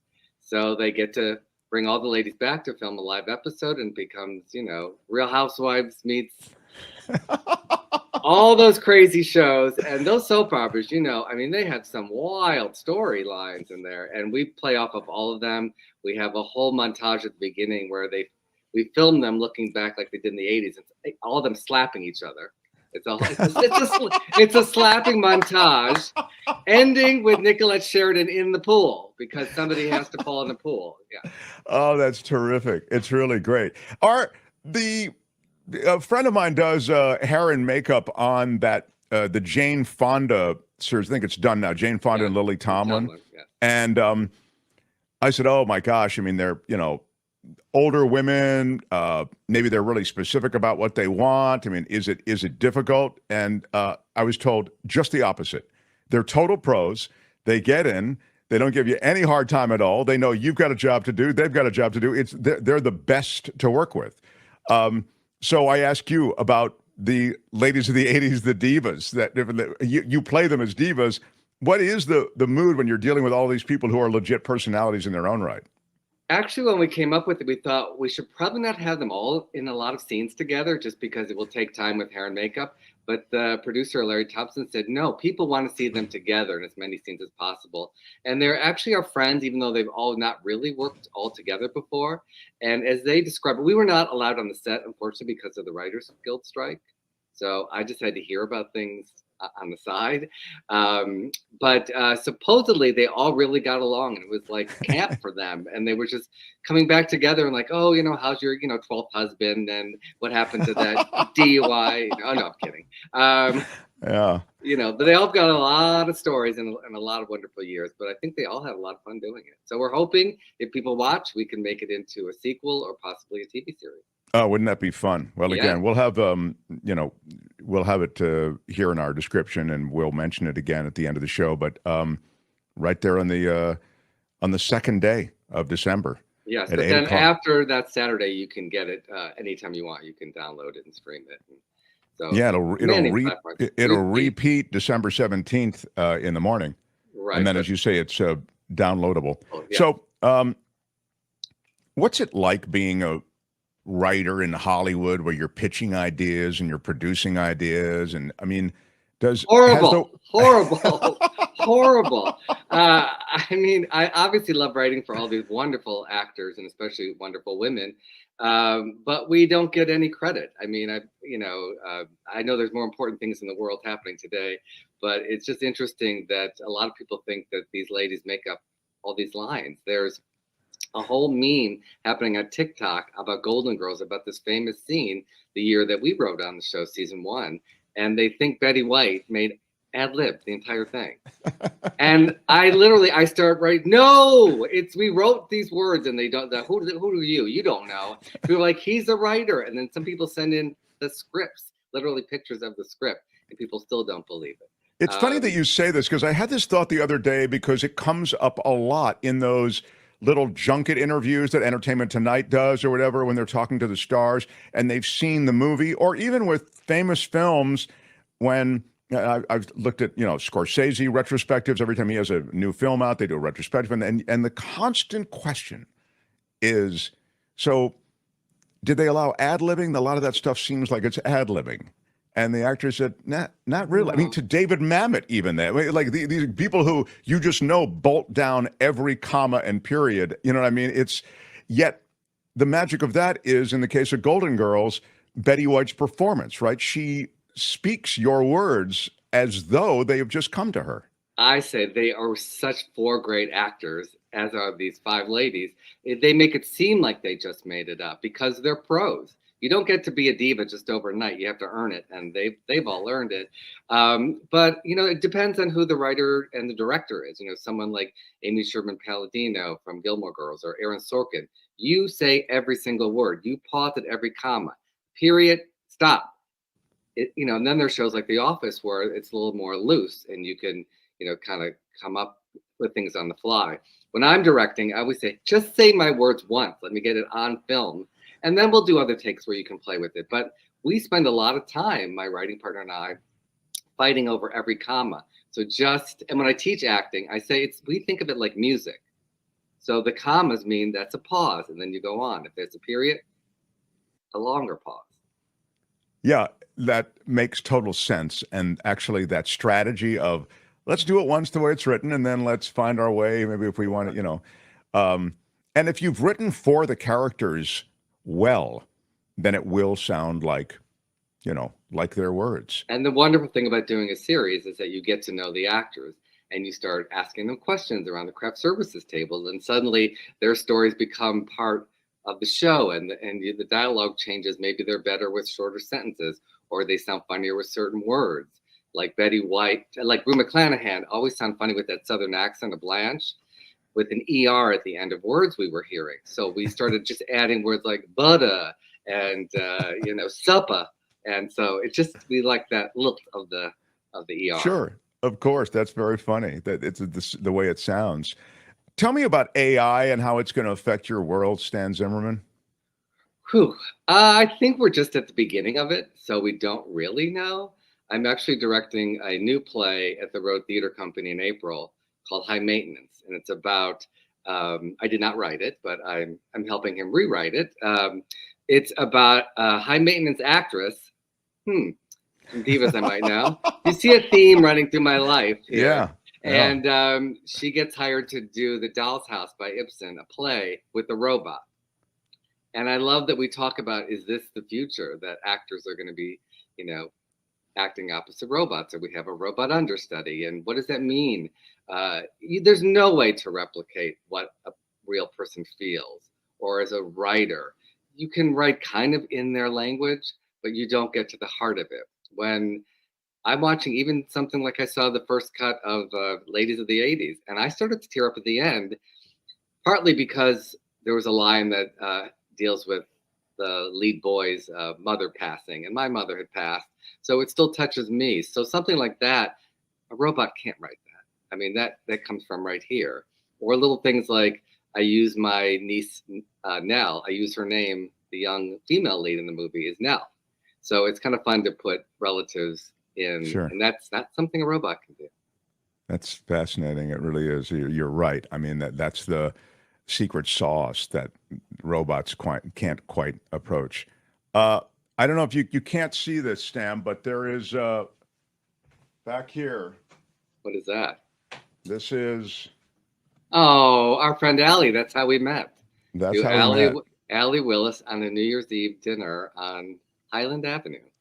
And you know what? I can't look at her picture. To me, I see she pops up a lot on my Instagram and Facebook on memories, and it's hard because she still feels so alive to me. And especially now with the Color Purple being made into a new movie and it's premiering on Christmas Day. I want to go. You should come with me. Let's go celebrate Allie on Christmas Day. I would love it. At Christmas Day, I don't think we're going to be in town, but I would, if you can wait 2 days, I'll be back. But yeah, she, as you know, people on this show regularly know that I've talked about her a lot, Allie Willis. And so it is great to see that her work continues. And of course, her music permeates our lives. And it's just, but she sits back there with me always on every show. I'm actually working on a live theater musical using her catalog. Oh, that's great. But songs that have not been released. And so during COVID, they gave me all of her recordings while she's writing the song. So I'm hearing her voice again. Oh, wow. It was very eerie. It was like going through her diary. And I later learned she wanted somebody to do that. She wants somebody to go in and make art from her art. So I'm hoping that happens. That seems so consistent with who she was, because she chronicled so much of it. And, when it comes to recording and in some way making these forever moments from what she had and what she created and what she collected, it's totally consistent that she wants some new creation from it. Kim wants me to ask you about the writer's strike. Mark, please ask him what he thinks of the writer's strike and how it ended up. Well, I was out of town for most of it, but I did get to pick it a bunch. We had a big Roseanne reunion. Oh yes, I think, and that's quite a collection of writers, isn't it? Oh Stan? yes, it is. And I wore my number 13 shirt, which I don't know if people know that story, but it's in the book. Tom and Roseanne gave us numbered shirts, so when they fired us, they wouldn't have to know our name. They could just go 13, you're fired. I've only worn it once before. I wore it that day. Who should come up to me but Tom Arnold gave me a big hug, spilling coffee all over the shirt. Oh, I'm like, my this is perfect. God. Perfect. If anybody had to do it, it had to be Tom Arnold. But it was fun and crazy to hear war stories from writers from other seasons, or to talk to Michael Fishman, who was a little kid when I was there, and his perspective. Oh, right. It was really tough on a lot of people. I had been focusing, as you know, more on theater, so my life wasn't as affected, as if I was still staffing on regular sitcoms. But it's important to me. I mean, obviously, still doing this Lifetime movie.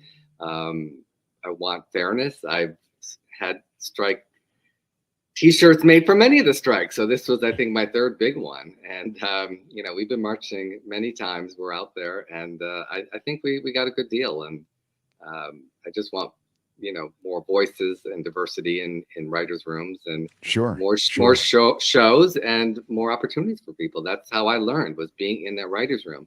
But back then we did 20, 25 episodes a season. Like the last time I worked at Lifetime, we did a sitcom called Rita Rock, starring Nicole Sullivan, Tisha Campbell-Martin.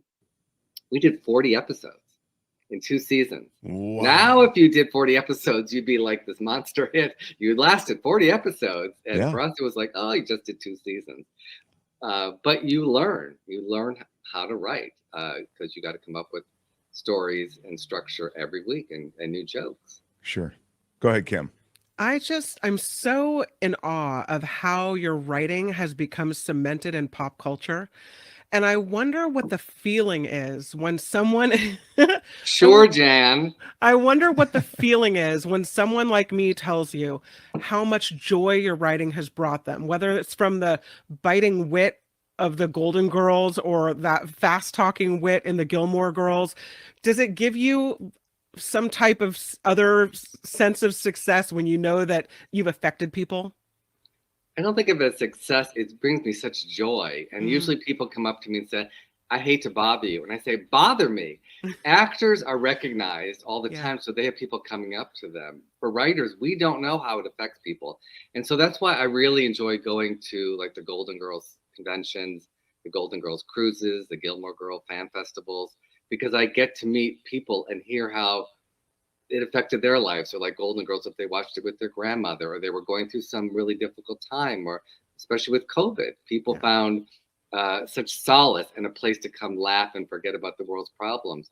So to have that effect still on people after all these years is so amazing. I wasn't thinking of that at all at the time, although at the time I really took those moments and to take it in and feel so lucky and blessed that I was in those moments. From Golden Girls. I mean, that's what I write about in the book. I kept a journal during all those shows. And even though some were very difficult experiences to go through, I'm sure you can guess which ones, I was so grateful to be in that space. Well, I could tell my daughter that we did an interview with Morgan Fairchild, or I could tell her that we did an interview with Stan Zimmerman. He wrote the Gilmore Girls, and she'd be like, tell me more about Stan. Oh, okay. Well, we'll have to meet, and you guys have to come to the festival in Connecticut in September. So I'll hook you up, because you will meet some of the best people in the world, and they've really become like family to me, like the town of Stars Hollow. And these group of fans will come to my different plays around the country. A whole group came to Dallas. Oh, cool. Some Gilmore fans came to the Golden Girls convention. So it's been really special. That's wild. I love the idea too, Stan, that that you have a hand in something that has such an enduring quality. I mean, the television landscape is littered with shows that were a success on some level, but they don't have the kind of enduring power that these shows that you were part of have. So it's really cool that to have one, part of that. Be lucky to have one. Exactly. So to have multiple, it's just beyond belief, and I feel really lucky and worked really, really hard, but I enjoy every second of it still. Do the studios call you now and say, "We need Stan Zimmerman," or how does it work? Do the doors just open when you walk in? Or? I'm old and gay. Nobody cares about me. They're on to the next one. No, I mean, something like, late of the 80s, it was so in our pocket. I think, that was a natural for us. But, the demographics of television. I mean, I have so much more to say and do and write about. Theater is my love right now because it's so intimate, and to be in a room with people, especially after COVID, and hearing laughter or something really sad, tears. I've been going around the country doing my suicide notes play, performing in it. Which I created after a very close friend of mine died by suicide 11 years ago. And I'll be doing it in Austin, January 20 and 21st. Well, that seems like important work indeed. So from that to the Christmas holiday, again, it's on Ladies Lifetime. of the 80s, Ladies of the 80s.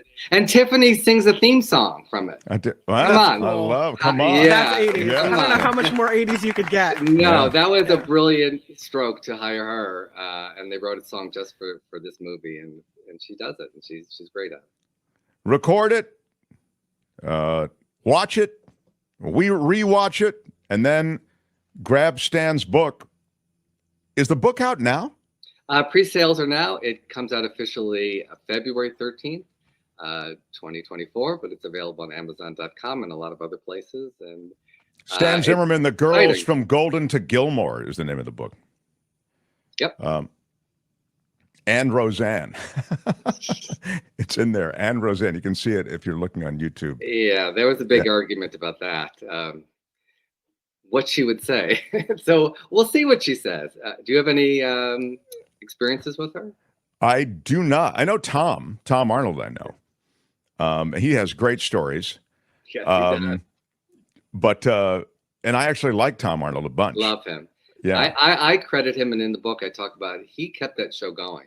Oh. I have to say. I mean, his energy, and he was the day-to-day person that came into the office and worked on stories with us and got to know us, and and then we were there that last year when their marriage exploded. She kicked him out. He was like, come over to he had some condo on Wilshire Boulevard, and we were working on projects with him. It was crazy and wonderful. He'll be a guest on the show at some point. He's just terrific. I had him on my old podcast a couple of times. He's really just great. But I'm so glad to hear that you guys got along well and that you have great memories of him too, and that you just saw him on the strike lines. Yeah. Stan, good luck on everything. Ladies of the 80s, A Diva's Christmas is on Lifetime. Check it out. December 2nd, the premiere, but all through the month of December, and of course, video on demand.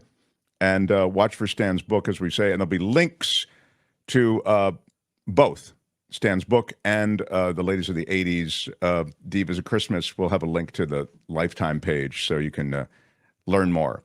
Thank you for always being so supportive. You're a real gem, and you're a talented guy.